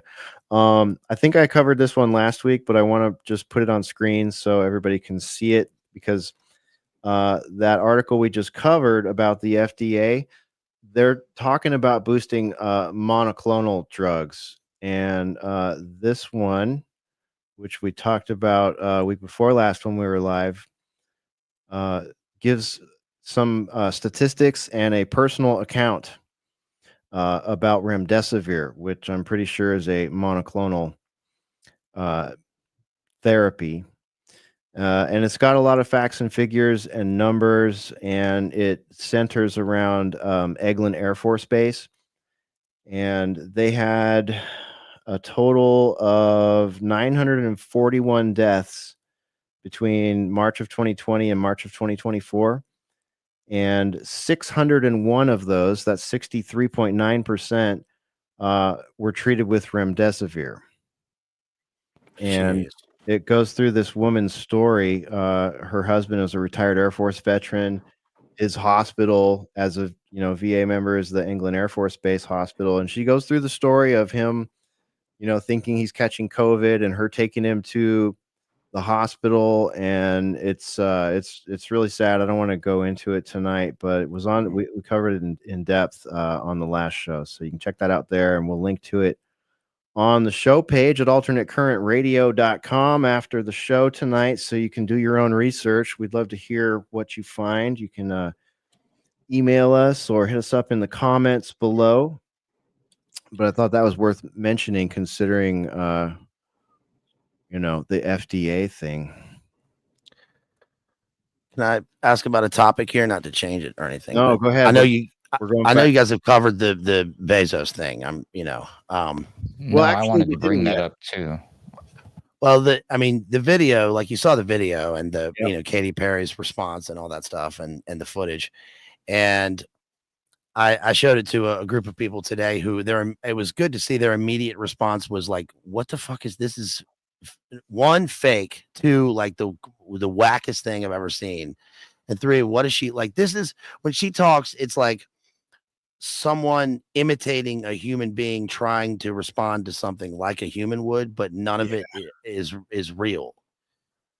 Like who talks like this at all? All the words she uses in her response are like totally like, how was the, like, if you ask me, how was the trip? I went to space. I'd be like, dude, it was sick. It was awesome. I bonded with these guys. Bye. And she was like, well, I accessed the divine feminine and I learned to love myself. And this was a big step for female astronauts like me. People who are in the know were saying this is exactly how somebody who has a Hawaii ayahuasca trip. It's exactly the experience that they have, and that they talk that way. Yeah, she was holding a daisy. She had that daisy in her hand. They were like, "What's that?" And she was like, "It's a flower. It's really a weed that can grow anywhere, you know." And it's also my daughter's name is Daisy. It's like, what? Oh, yeah, went on a trip, all right. It just wasn't into space. Yeah, really. Let's hear a clip. And it is surrender to the unknown, trust. And this whole journey is not just about going to space. It's the training, it's the team, it's the whole thing. I couldn't recommend this experience more. This is like up there with all the, different tools that I've learned in my life, from meditation to the Hoffman process. This is up there because what you're doing is you're like really finding the love for yourself, because you got to trust in yourself on this journey. And then you're feeling the love when you come down, for sure. And you're feeling that strength. So I feel really connected to that strong, divine feminine right now. By the way, and this is exactly what Jamie has talked about for years. Like this is exactly it. What is the Hoffman process? I have no idea, dude. I thought maybe she, like, first time I heard it, I didn't watch the subtitles. I thought maybe she was talking about like Wim Hof or something, but I don't know. Maybe someone in our chat knows. Is that Ariana Grande thing where she was like, "I learned how to shed all my human feelings, and the tears are just I consume." It's a personal retreat. Look at this. They have a website, HoffmanInstitute.org. I'm there. Yep. Excellent. I was just looking at that. Check this out. This is nuts. Oh my shit. Wow. What is the Hoffman process? Well, the Hoffman Quadrinity process, founded by Bob Hoffman in 1967, is a week-long residential and personal growth retreat that helps participants identify negative behaviors, moods, and ways of thinking that developed unconsciously and were conditioned in childhood. Oh my gosh! So it's Nixium, MK Ultra, and Esalen. Yeah, exactly. A little bit of Scientology mixed in for She goes to space, and her response is like, "I learned how to love myself." Yeah, and find the divine feminism. And what's this like trust in yourself stuff?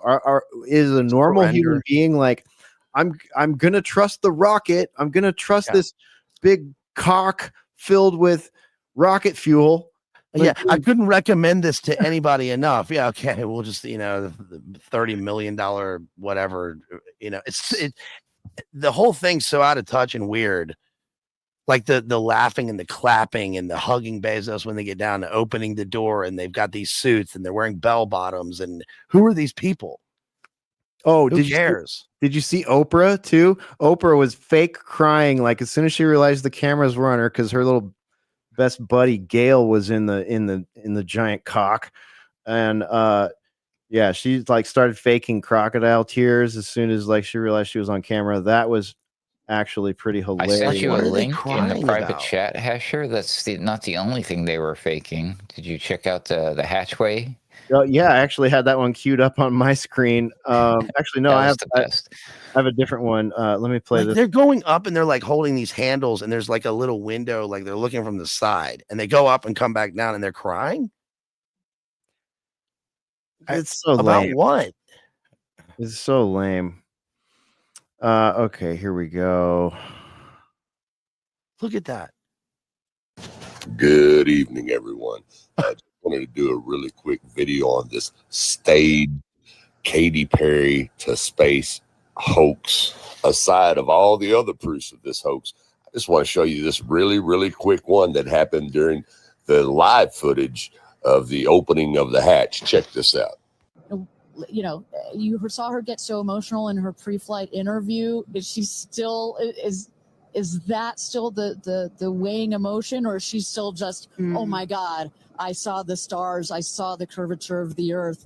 What's going to come out of her mouth, but really her heart? And is that Jeff Bezos out there right by the capsule? Kind of hard to see. That is correct. That is Jeff Bezos, our founder, on the left, as well as Sarah Knights, our crew member 7. Okay, guys, did you see that? Let's go back and watch it one more time.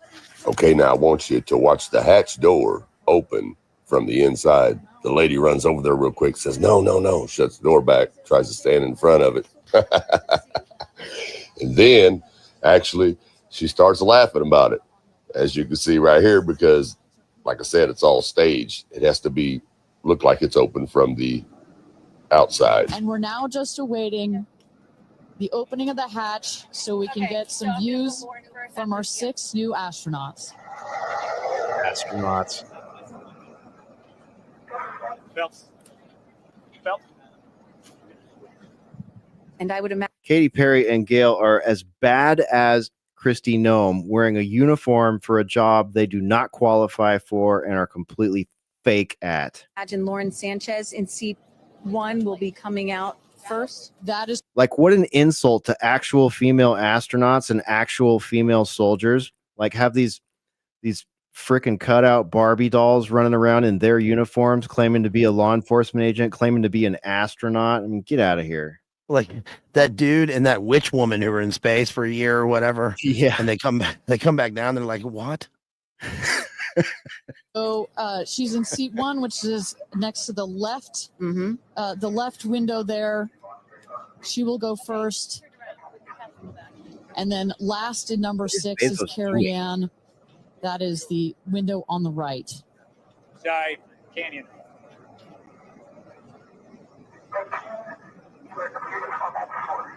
I guess even Elon watching See this those was probably like, vans what the fuck? arriving, those are friends and family.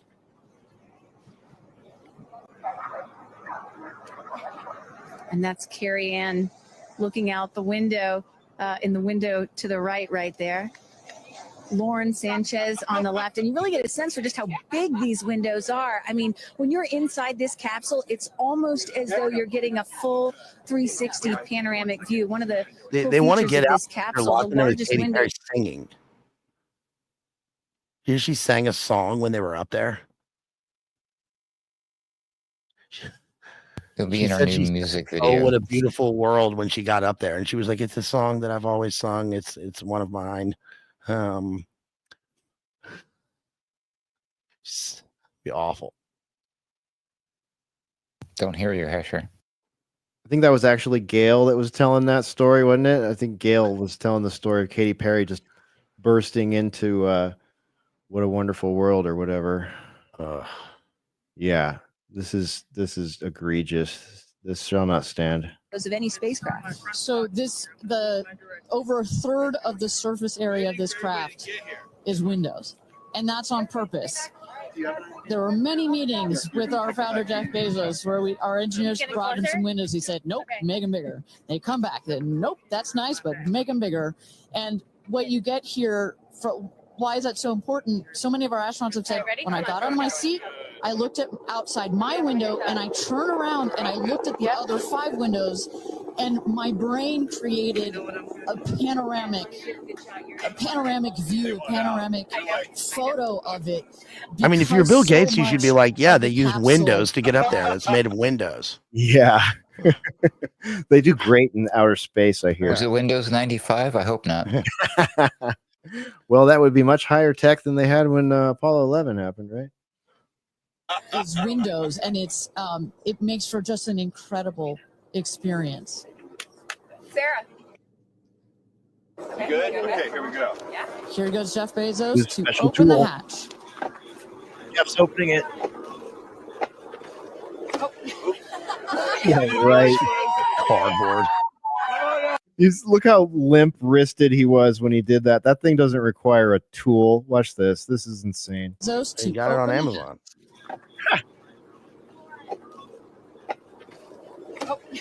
You didn't really close it again. Ugh. Hold on, guys. So, this is not Girl Squad. It's Girl Pod. Okay, now you guys just seen them faking it with your own eyes. Once again, watch them open the pressurized capsule from the inside, not knowing that it's not time. It's not cue time yet. And then you have the stage part where the media shows you all over the news that they're waiting for the guy to open the hatch. Good. He landed at Spawn Ranch. Here goes Jeff Yeah, Bezos dude. to open the hatch.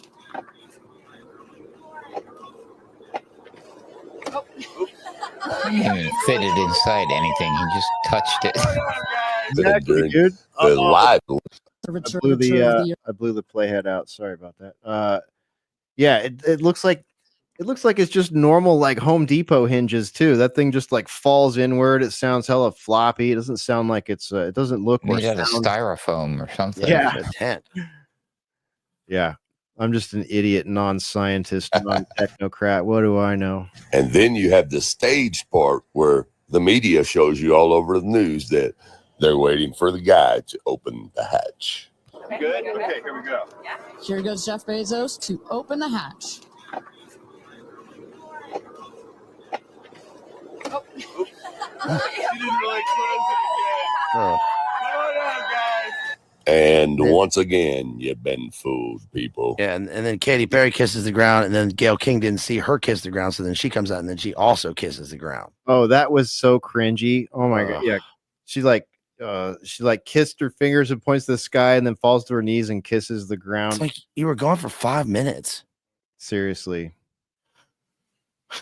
Utterly ridiculous. I did see, I will say, just to play devil's advocate, I saw it wasn't Bezos himself, but somebody was saying, "Oh, that happened because they had already opened it." Or I don't know. They had some stupid excuse that some people are going to believe, but it was a really poor excuse. I They think lost we the can- footage. Yeah, exactly. I think we can all see this is a PR stunt. I see what you're that they would admit, oh yes, that part was faked, but it's because the real one is boring and it could have been dangerous. We could have opened it up and there could have exploded or imploded and it would have been bloody and we can't have that on live TV or something like that, right? Yeah, right. Okay, here it is. Lionel posted it. Shout out to Lionel. Didn't Michael Strahan and those dudes already do this 3 years ago? Right?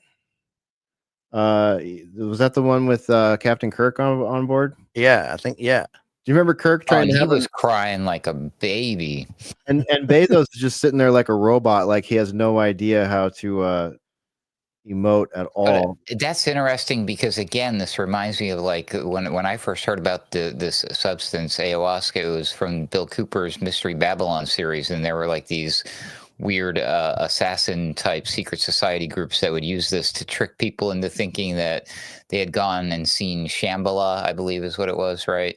But they'd get they're very emotional and crying. And I think the same drug was used to convince people that they were like talking to a deceased, like a floating head on a plate, but it was just like a guy inside of a box with his head. And then but then later on they would really cut the guy's head off and toss it around and play with it and shit, Katy Perry had a music video about that. I think it's called the Hoffman process. Yeah. Remember her video, Bon Appetit? Yeah. No. It was the Marinka Abramovich inspired thing. The song's about cannibalism. She's being eaten. Wow. Yeah.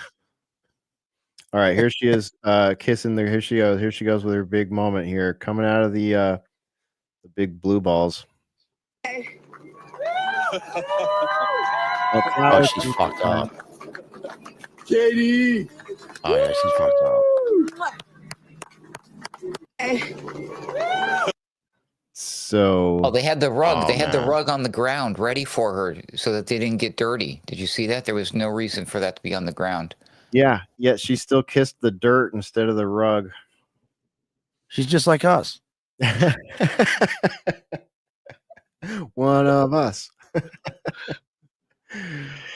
Yeah, that whole thing. I'm glad they showed us that because I got a lot of laughs out of that. Say, didn't she used to date Russell Brand? Yeah, they were married. Yeah. Yeah, There and you didn't go. Russell Brand just get accused of Yeah. rape? Yeah. Okie dokie. Well, that was just some fun, ridiculous stuff coming from the technocrat. The people are going crazy over the costumes too. They're just noticing now the logo on the flight suit. Did you see that? Baphomet? Yeah. Yeah, you flip it upside down and it's wow, it's kind of obvious. It's like, wow, that's Baphomet. Neat. Yeah. Yeah, great job. Kind of remind me of King Charles's self-portrait. Yeah. Loads of Good stuff. Baphomet in there. Let's see. Mazzy, can't believe it's not a hatch. I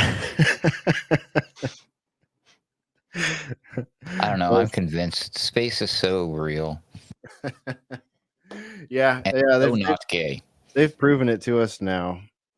We got to And take I mean, and that was incredibly Charlie's Angels 70s, oozing sexy, not gay.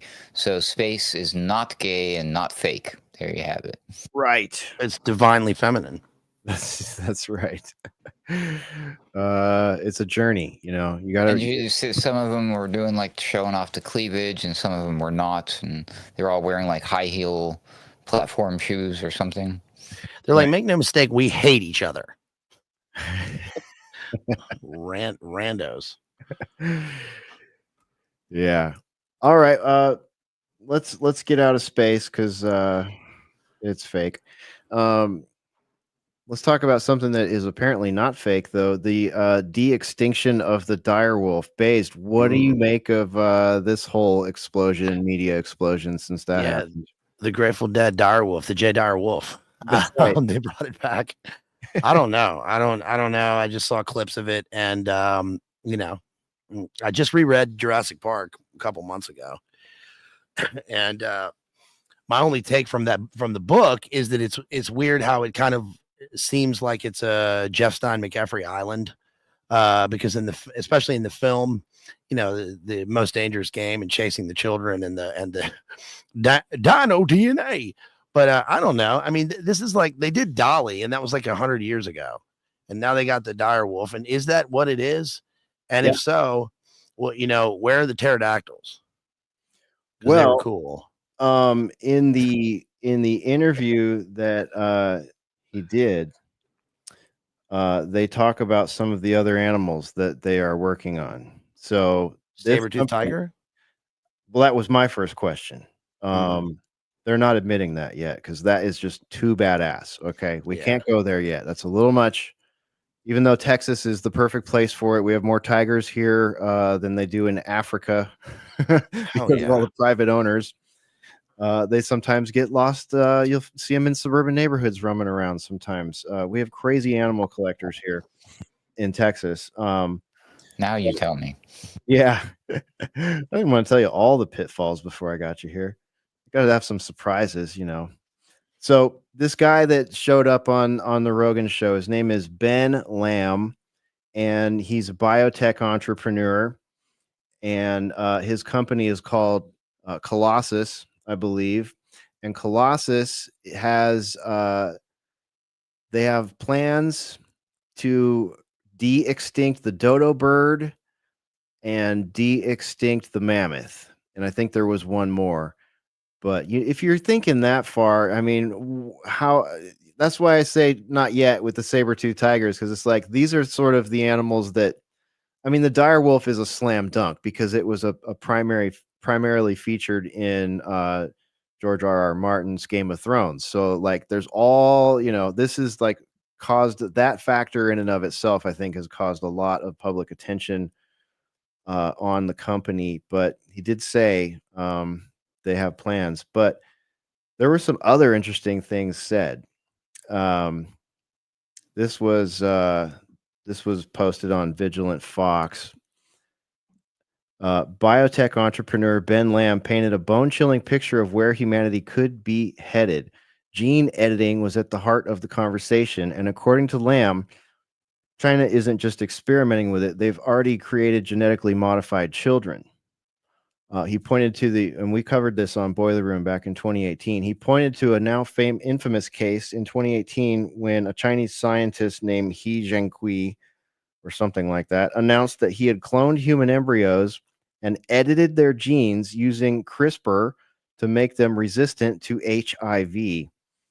The news shocked the world and led to widespread condemnation. He was later sentenced to prison for violating scientific ethics and conducting unapproved procedures. But Lamb warned it doesn't stop there. He said there's a growing debate over whether those same embryos were also edited for enhanced intelligence.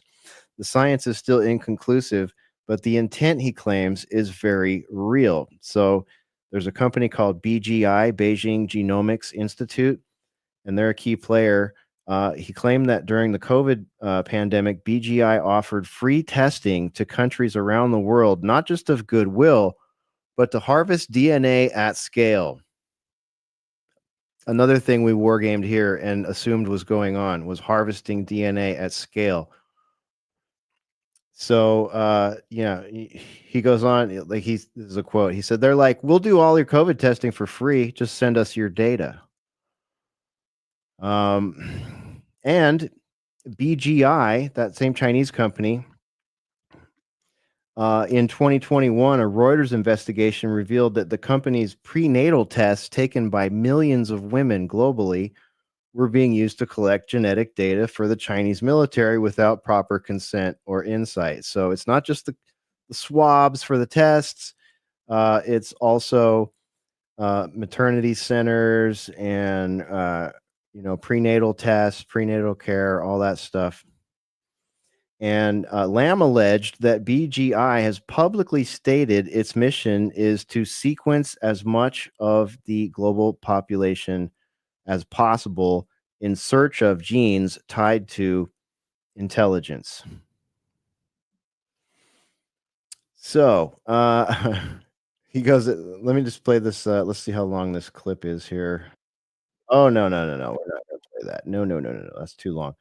But it's an interesting Brave New World. view. What's that? That's the opening of Brave New World. That's what they have. They take a tour through the lab, and they're looking at gene editing, and they have the 5 classifications of people, the 5 castes, and the lowest caste is the epsilon, and they're like homunculoid people, and they've been bred to fix rockets on the during flight. It seems like the same thing, this stuff is, when you start playing God with creating human beings in the exterior womb and working on intelligence, this seems like stuff that would be offensive, in my religious paradigm. It flies in the face of their religion too, doesn't it? The science is all based on this theory of evolution and that the strongest and the fittest survive. And here we are, without our intervention, these species would go extinct. Aren't they supposed to go extinct? Good by point. your reasoning? And we're de-extincting them. Like, who knows what the massive repercussions of bringing back these species are going to have on an ecosystem? I mean, I don't know. I think all things happen for a reason, and we're seriously interfering. And again, you brought up Brave New World, but I was also thinking Gattaca. I mean, so many of these different science fiction themes and novels, Jurassic Park, and all this stuff is pretty wild, man. And Gattaca is a good catch. Yeah, that's a good one. Yeah, that's a good movie too. Yeah, Andrew Niccol. But it's all also this obsession with the AI, which was infecting a lot of the things we were discussing this evening. I wanted to point that out, is like maybe the fact that they're doing the that labs story, Hesher, where they're going to rely on computer models now, and the AI is going to step in. The IRS doesn't need all the people because it's going to be automated by the algorithms, because the AI is going to step in. The pre-crime thing, the Minority Report, that's all hinged upon the fact that they're going to use AI to determine who the future murderers are. Maybe these are just fads. Maybe everybody's just jumping on the AI bandwagon because right now it's hot, and we could just see some sort of AI bubble collapse, pop, like the housing market and the .com bubble and all these techs. Maybe we're all worried about nothing for no reason. It's showing a bit of a top signal with all of the stories and everything. Oh, by the way, did we mention AI today? Yeah. So. It does seem like fantasy in a lot of ways. Like, we have this concept of a thing that we could do, but we don't know how we're going to do it, and we're going to invest everything into it. And Gattaca is a great catch. The movie Upgrade, they do the same thing. That's what Hannah, they do that. That's what the Bourne movies are about. That's, of course, super soldiers, winter soldiers, not kids, but it's like the foundation of all transhumanist dystopian shit. And then when it comes to actually really happening, they're like, oh no, that was just in a book. Yeah, it inspired us to do the thing, but it won't turn out that way. Right. Well, here's a couple things I learned watching the parts that I did watch.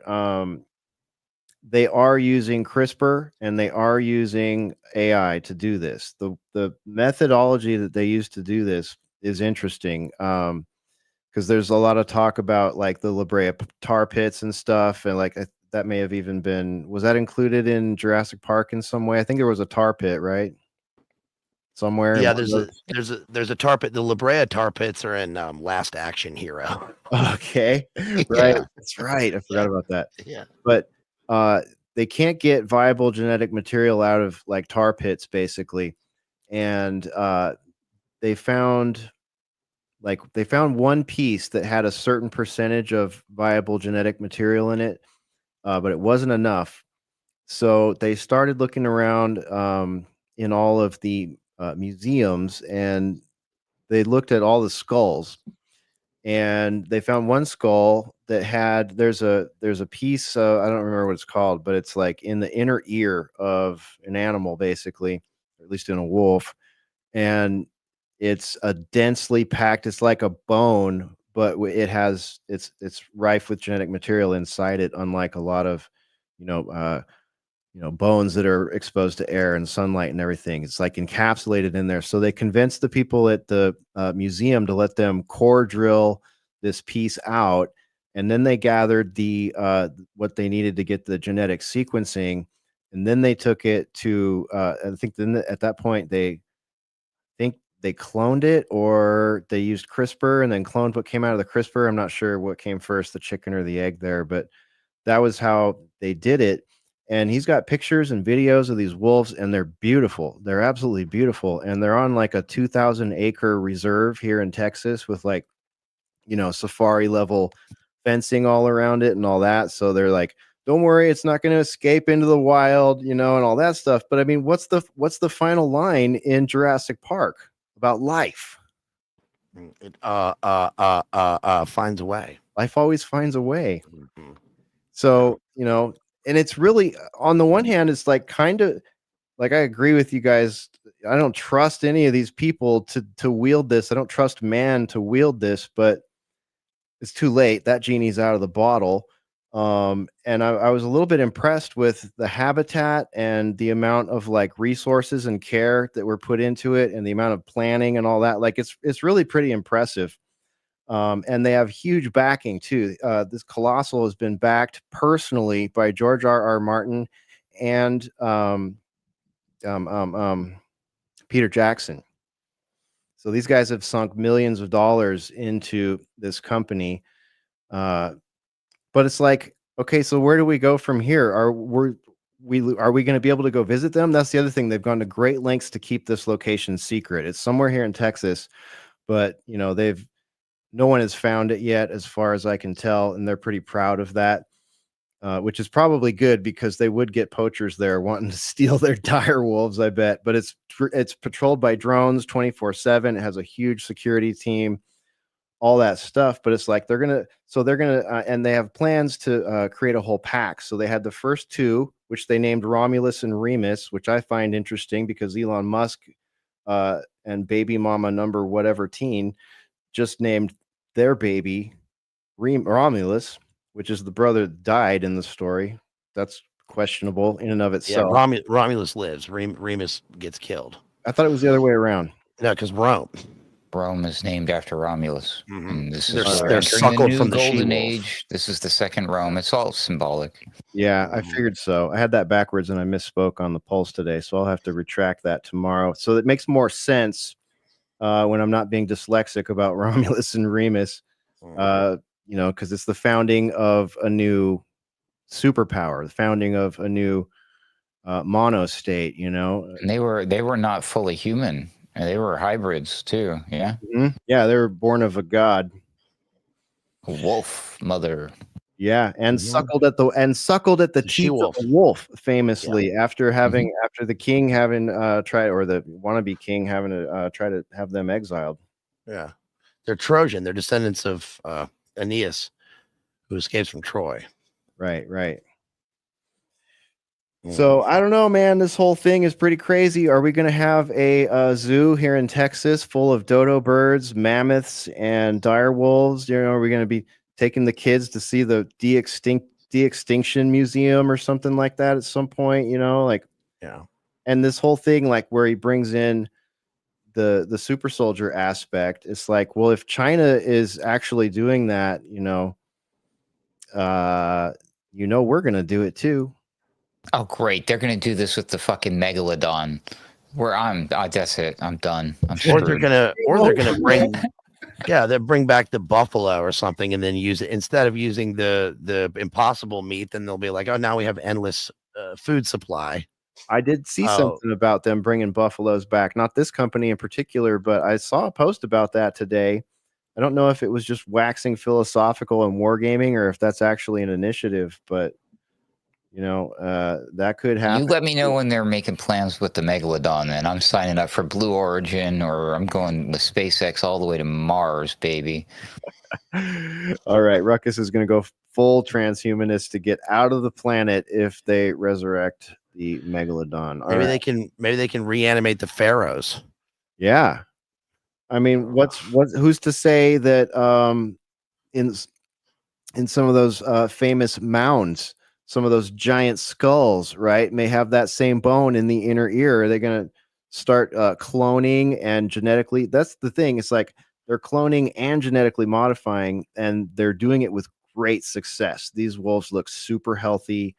They're 60 pounds right now, 80 pounds, I think, after being 6 months old. And they just had a female pup too. And they're going to create an entire pack so that they can observe them. They're going to basically raise them and then let them live in the habitat and see what their pack mentalities are like and that kind of stuff. So there'll be some exciting discoveries and all that, but at the same time it's just like that's we're cool. not meant to be doing this. Yeah, it's like the museums and the bones. That's interesting because the Smithsonian is known for having a large collection of these types of things that are not out for display and secreted away. Yeah. But including allegedly the bones of giants. That's maybe what I'm referring to, man. Like they're Nephilim and shit. They're gonna resurrect the Nephilim. Yep, that's where my mind goes with it. They're gonna resurrect the Nephilim, see if they can't make them super smart in the process. Hell, maybe they could make them fly. Joy. Now that we you have, were worried about Project Bluebeam, everybody. I know, right?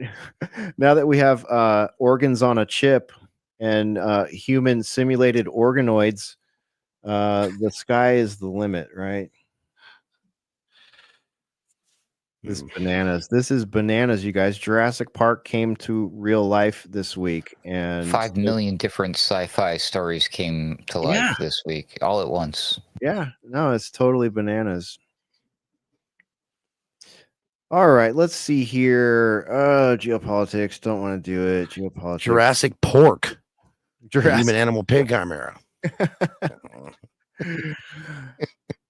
If I don't approve of this activity, but if you're going to do this activity, you may as well bring that saber-tooth tiger back. Let's see. Shit, I just realized something. This is not a good idea to be resurrecting species in a world that has RFK Jr. in it. He's probably going to try to eat it. He will run it over and then eat it. Well, we used to have a pterodactyl, kids, until RFK Jr. ate it. All right, we're more than 2 hours in. I have one more for you guys, but I want to know if you guys have anything that popped up this week you want to talk about in the news or outside the news. I don't care. Based, how about you? You got anything big? You ready to react to something else weird? I mean, the helicopter into the river was crazy, and the continuous. Tell us the story. What happened? Well, the one in New York, with the blades flying off, right? I don't know if I saw that. That was the touring helicopter that is flying. The blades fly off. The helicopter, does a nosedive, falls into the Hudson River. That's the Siemens CEO was apparently on there. Oh. It's a 9-year-old on his 9th birthday, and it's broad daylight, and then the blades fly off of the thing and then fall into the river, and it's over. You guys didn't see that one? No, I didn't see that. Well, it only popped up briefly because it was, it's like anytime there's another air thing that crashes, and it continues to happen. But it looked, I mean, when something like that happens and it was so crazy, and I've never seen blades fly off a helicopter like that. Your immediate question is like, who were the passengers? And I guess, I don't know if it's confirmed yet, but I think the guy was the Siemens chairman, but I don't know if that's true. Crazy. Yeah. Is he a known dissenter to anyone in power that might want to do him wrong? I don't know. Who All knows? right. Yeah. All right, I'm gonna have to get spun up on that. That's also the big news was you saw the thing that the high pressure shower heads are back. I did. Yeah, the executive order. If there's one thing Americans don't like, it's drips and drabbles from a shower head. We want high pressure. We want... Yeah, no, for real. That was a real executive order. That's great. Okay. Alrighty. I was looking for it. I can't find it, but you make mention of it because it's just popping up all over X now. Somebody somewhere in the United States government admitted or said that we have weapons that can tear apart the fabric of time and space or some weird sci-fi shit. Did you see that? I would not be surprised after watching episode 2 of or 3 was it of this new Black Mirror. Reality, it may just not matter anymore. It may just not be there anymore at some point. That's how crazy this stuff can get. I'm reading a book right now, some fiction novel. I can't remember the name. I think it's called Temple, written by Matthew Riley. I think you can quote me on that, actually. But part of the plot is that every different army from different governments are fighting over trying to get their hands on some idol because it's made out of a space rock material that's so powerful that it could literally destroy the entire planet. But that the truth is, I looked this up. Apparently, there's some sort of plan that the United States government has that's based off the concept that if that the enemy's going to overrun you, it's better to just destroy everything so that they can't take it. Because it was built out of the Cold War, the idea of being run by communists, Soviet Union was so unthinkable that they made plans to just blow up the United States. They had nuclear missiles that they were planning on launching on all targets around the world, including ourselves. Because if the Russians win, we're not going to let them have us. We're just going to kill ourselves. It's some messed up shit. But this concept went further about they're just going to blow up the whole fucking world, basically. Excuse my French. That's twice tonight. Well, Putin's guy said that a couple years ago. You remember? He said that if we're we'll go all the way and do it. And then of course that was Hitler's plan. Yep. At the end of World War II, it was like Operation Gotterdammerung, just destroy everything, scorched earth. We don't deserve to live. These people really think like that. That's scary. Yeah. Samson option, right? Yeah. Curtis LeMay. Yeah. All right. Well, we'll end with this one probably. I'm glad you guys mentioned those. But we got to talk about Elon's new son. Wait, what's the son? Maybe I was right. And the son's name is Remus, not Mimulus. Well, we'll find out. So, getting a refill. Be right back. All right. Ashley Sinclair claims Elon Musk offered her $15 million plus $100,000 per month and turned it down. So this is the gal that Elon has had his most latest out of wedlock baby with. And Ashley St. Clair told the Wall Street Journal that Elon Musk offered her $15 million and $100,000 per month until their son turned 21. According to the Wall Street Journal, Ashley St. Clair was forced to discuss the paternity test and monetary support with Elon Musk's fixer, one Jared Birchall. Musk offered St. Clair $15 million and $100,000 a month. How's that for child support? My goodness. Wow. In exchange for her silence about the child, whom they named Romulus. Similar agreements have been negotiated with other mothers of Musk's children, Birchall told St. Clair. St. Clair turned down the offer because she said it makes her son feel illegitimate. She said it makes it feel like her son is illegitimate. She complied with the request to not name Musk on the birth certificate. Not long after the birth, Birchall pushed St. Clair to sign documents keeping the father of the baby and details regarding her relationship with Musk secret in return for financial support. Which, we already mentioned the amounts there. That's a lot. I did some quick math on my show today, and that's about $40 million that she would get over the 21 years term. It's Not probably bad. 44. Yeah. But she didn't sign the agreement, prevented her from speaking out about Musk in any relation to the child or disparaging him, but didn't bar Musk from speaking negatively about her if he wanted to. So St. Clair would have to pay back the $15 million lump sum if she broke the agreement. So that's a lot of money, man, in child support right there. And here's another interesting part. She said, I'll skip that part. She said, here, last month, Ashley St. Clair, who lives in a luxury mansion apartment reportedly paid for by Musk, said she sold her $100,000 Model S Tesla because Elon Musk slashed her child support. Oh, no. Gee, I'm selling it because I need to make up for the 60% cut that Elon made to our son's child support. Last month, Musk said he isn't even sure St. Clair's youngest son is his child and disclosed he has paid her millions of dollars. Just check this out. He says, I don't know if the child's mine or not, but I'm not against finding out. No court order is needed. And he was already at this point, he'd given her $2.5 million and $500,000 a year, I guess just for being his incubator or something like that. But she says, she responded to his post and she says, Elon, we asked you to confirm paternity through a test before our child, who you named, was even born. You refused. And you weren't sending me money. You were sending support for your child that you thought was necessary until you withdrew most of it to maintain control and punish me for disobedience. But you're only punishing your son. Isn't it ironic that your last effort in court was to try to gag me while you use a social media channel you literally own to distribute derogatory messages about me and our child to the entire world? It's all about control with you, and everyone can see it. America needs you to grow up, you petulant man-child. Here's another interesting thing. Elon, we asked you to confirm paternity through a test before our child was even born. You refused. He doesn't want his DNA going into a bank. Go figure. He would rather pay $40 million plus whatever he had to pay his lawyers and his fixer to come up with this, so that he could, continue his little NDA signing harem that live out here in a Texas McMansion. Well, I guess the good part is I'm glad that the child was born.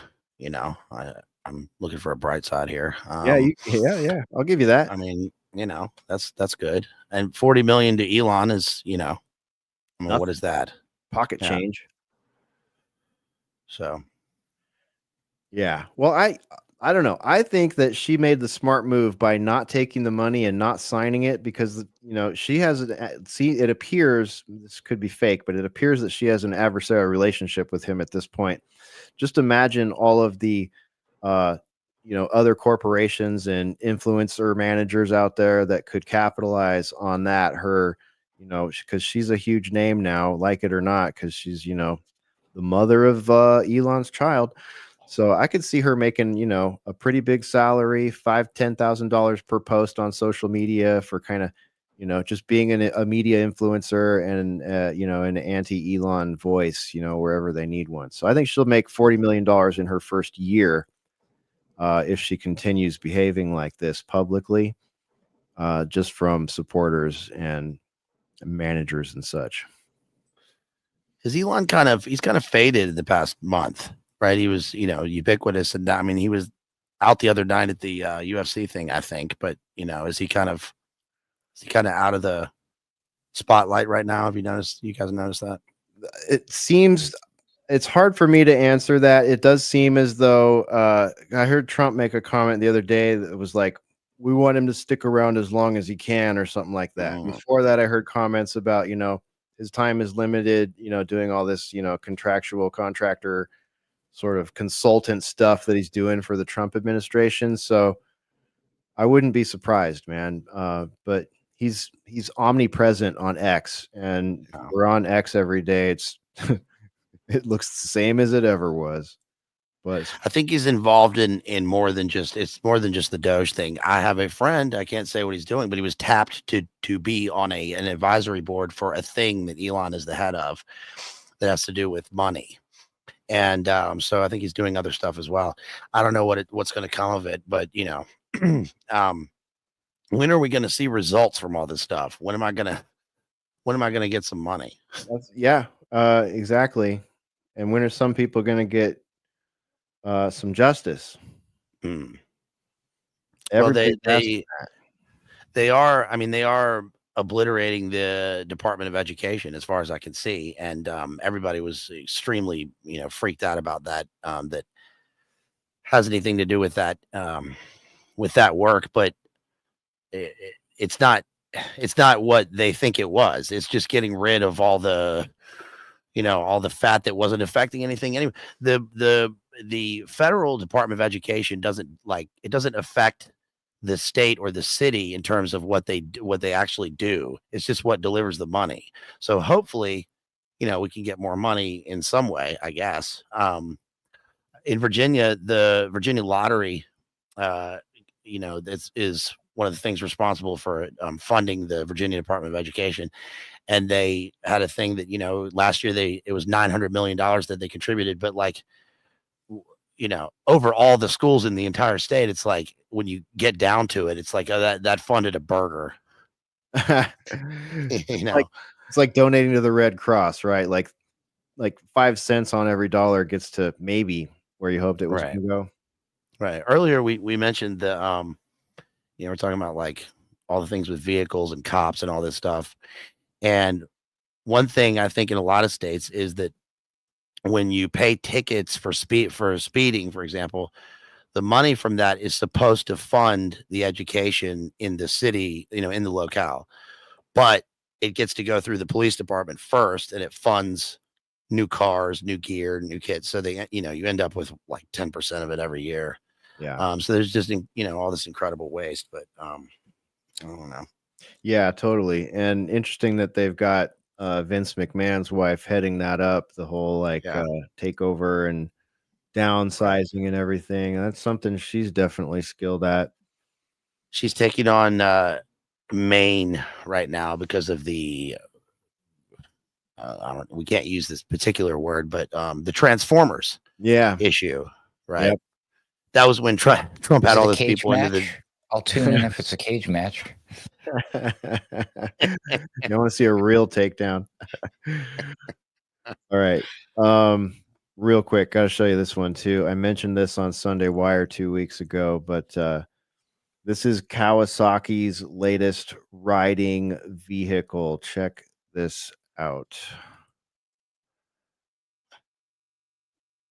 I'm not going to turn the audio on. There might be a copywritten song going on in the background there, but for those of you viewing, you can see it.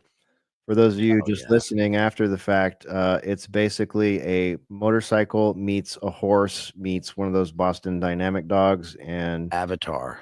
Yeah, like Avatar. Dinobot. Total Dinobot. The robot thing may be real, but that video is fake. Yeah, right?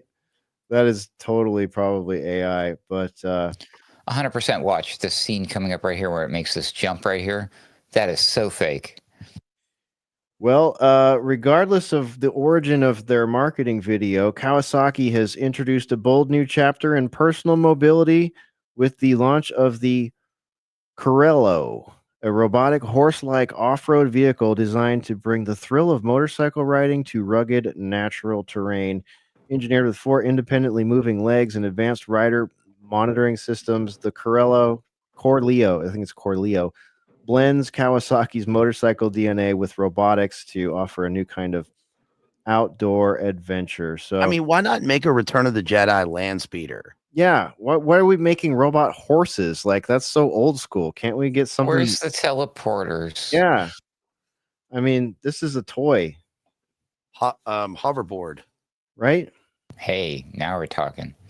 Oh yeah. I mean, geez, we've already passed the point where Marty and the doctor went in time and they had hoverboards there. So what are we doing here? Yeah, the hoverboards are lame. It's like there's a hoverboard, but it's just got little wheels on it. Yeah. And Mike Tyson falls off of it in his kitchen. Yeah. All right, you guys, that's all I got tonight. It's been a pleasure hanging out. Let's wrap this episode up. Baze, what do you got going? What do you got coming up? Tell people where to find you and all that fun stuff. Yeah, going over to my YouTube, Baselit Analyzer. I did an entire stream on Val Kilmer, RIP. RIP. Watched Heat last night. He's awesome in that. Yeah, he is. And they're making the sequel, the film. I covered the book when it came out, and it's about his character, Christian Hurlis, and it should be very good. Well, what else did I cover? I'll be doing a stream with Jamie soon on Aleister Crowley, of course. And then next week, I've got one with old friend of mine who is a Hollywood insider, and she has produced a very successful podcast with voices done by Owen Wilson, Sissy Spacek, and they are filming it. It's going to be a Hollywood film. So I'll be talking to her about that. And then, of course, more literature and film. All right. Thanks, guys. Appreciate y'all. Excellent. That's Baselit Analyzer. We'll see you next time, buddy. All right, there he goes. Ruckus, over to you. Same thing. What's got coming up? What do you got about recently? Where can people find you? Go to alternatecurrentradio.com for newest episodes of the Daily Ruckus. I'm also posting up my recent appearances on Weaponized News, which I usually co-host with Sam Chaney on Mondays.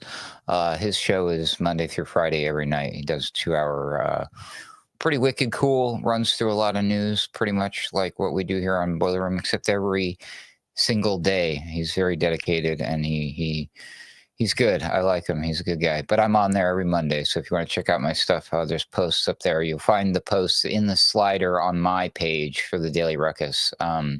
It's part of my series that I call Roundabout Ruckus, which are basically where I'm trying to compile all of my appearances on other programs other than my own. Speaking of my own, hopefully I'll have one out soon or then later. Maybe not this week because there's a lot of travel and things happening and a lot of work I'm working on and things like that. So maybe not this week, but a new Daily Ruckus hopefully next week, and probably tons of new Daily Ruckus soon. I wanted to share something really cool with everybody while I have you here. You guys are familiar with this phenomenon of the AI ChatGPT is making like Studio Ghibli style animated looking photographs. Mm-hmm. You would know it when you recognize it. Studio Ghibli made the things like what are some of those famous anime movies, like the Americanized ones that people like? You know which ones. You would recognize the artwork. I don't know. But anyways, our friend Photon, shout out to Photon. He's been messing with this. And he decided to take my iconic picture of Ra. Y'all remember Ra, right? Yeah. My tribute to Kanye and his appearance on InfoWars. And he created a Studio Ghibli version of this image. And so there's the original. And here's the Studio Ghibli version. Nice. Is that cool or what? And that's not all he's done. Apparently, he decided to find an iconic picture of One Hesher and Spore. I don't have the original, but here's the result. So shout out to Photon for doing that. That's really neat. So we've been Studio Ghibli to Hesher. Is that amazing or what? Pretty cool stuff, huh? I'm totally honored. Here's the original photo. I've got it right here. That was there you go. Last night in Austin at Austin City Limits, where we saw Meshuggah. So yeah, I love that. That was so cool. I was like belly laughing when I saw that. Luckily, I was done with my show by the time I saw it, and I was having it. The Spore and I were showing that to all our friends in town tonight too. It's really funny. I don't have it in front of me, but I made a request at first. I was like I've been wrapping my brain around like, well, by now everybody's done all of the classic memes and everything, and I'm like, what is the thing that I could have that they haven't done yet? And I'm like, I can't do it because I tried doing these things with Grok and it doesn't work. I guess you have to use ChatGPT to get it just right. So I had him make one for me of the famous painting of Bill Clinton in the blue dress. Oh, you really? So Yep. he's been Studio Ghibli. Is that one of Podesta's paintings? If I recall? Yeah, the famous painting in Podesta's home, one of his Oh, homes, yeah. right? Oh yeah. Was it Podesta or was it Epstein? Maybe it was Epstein. I can't remember. You might be right. One of those two. Tomato. But you would know the tomato. dress. You would know the painting of Bill Yeah. Clinton in the dress and pointing at the, good stuff. So Yeah. and on that note, so AI is useful for certain things, but I don't think that it's going to be doing all the things that it's promising that it does. And thank God. Speaking of God, may God bless each and every one of you, and God save this republic. Ruckus out. All right. Thanks, Ruckus. And thank you for being here with us. Make sure you've liked and subscribed and done all that stuff. I hate to ask, but we need that help with breaking the algorithmic, breaking out of the algorithm ghetto over here in the boiler room. And we'll look forward to seeing you next week. We'll look forward to doing Sunday Wire with you this Sunday. And please join me over at The Pulse. ThePulse.today is the website, 3 p.m. Eastern to 5 p.m. Eastern, Monday through Friday. No show tomorrow, though. And yep, that's it, everybody. We're out of here. Thank you so much. Have a great rest of your week. And we'll see you next time here in the boiler room. That's it. Go ahead and run. Run home and cry to mama.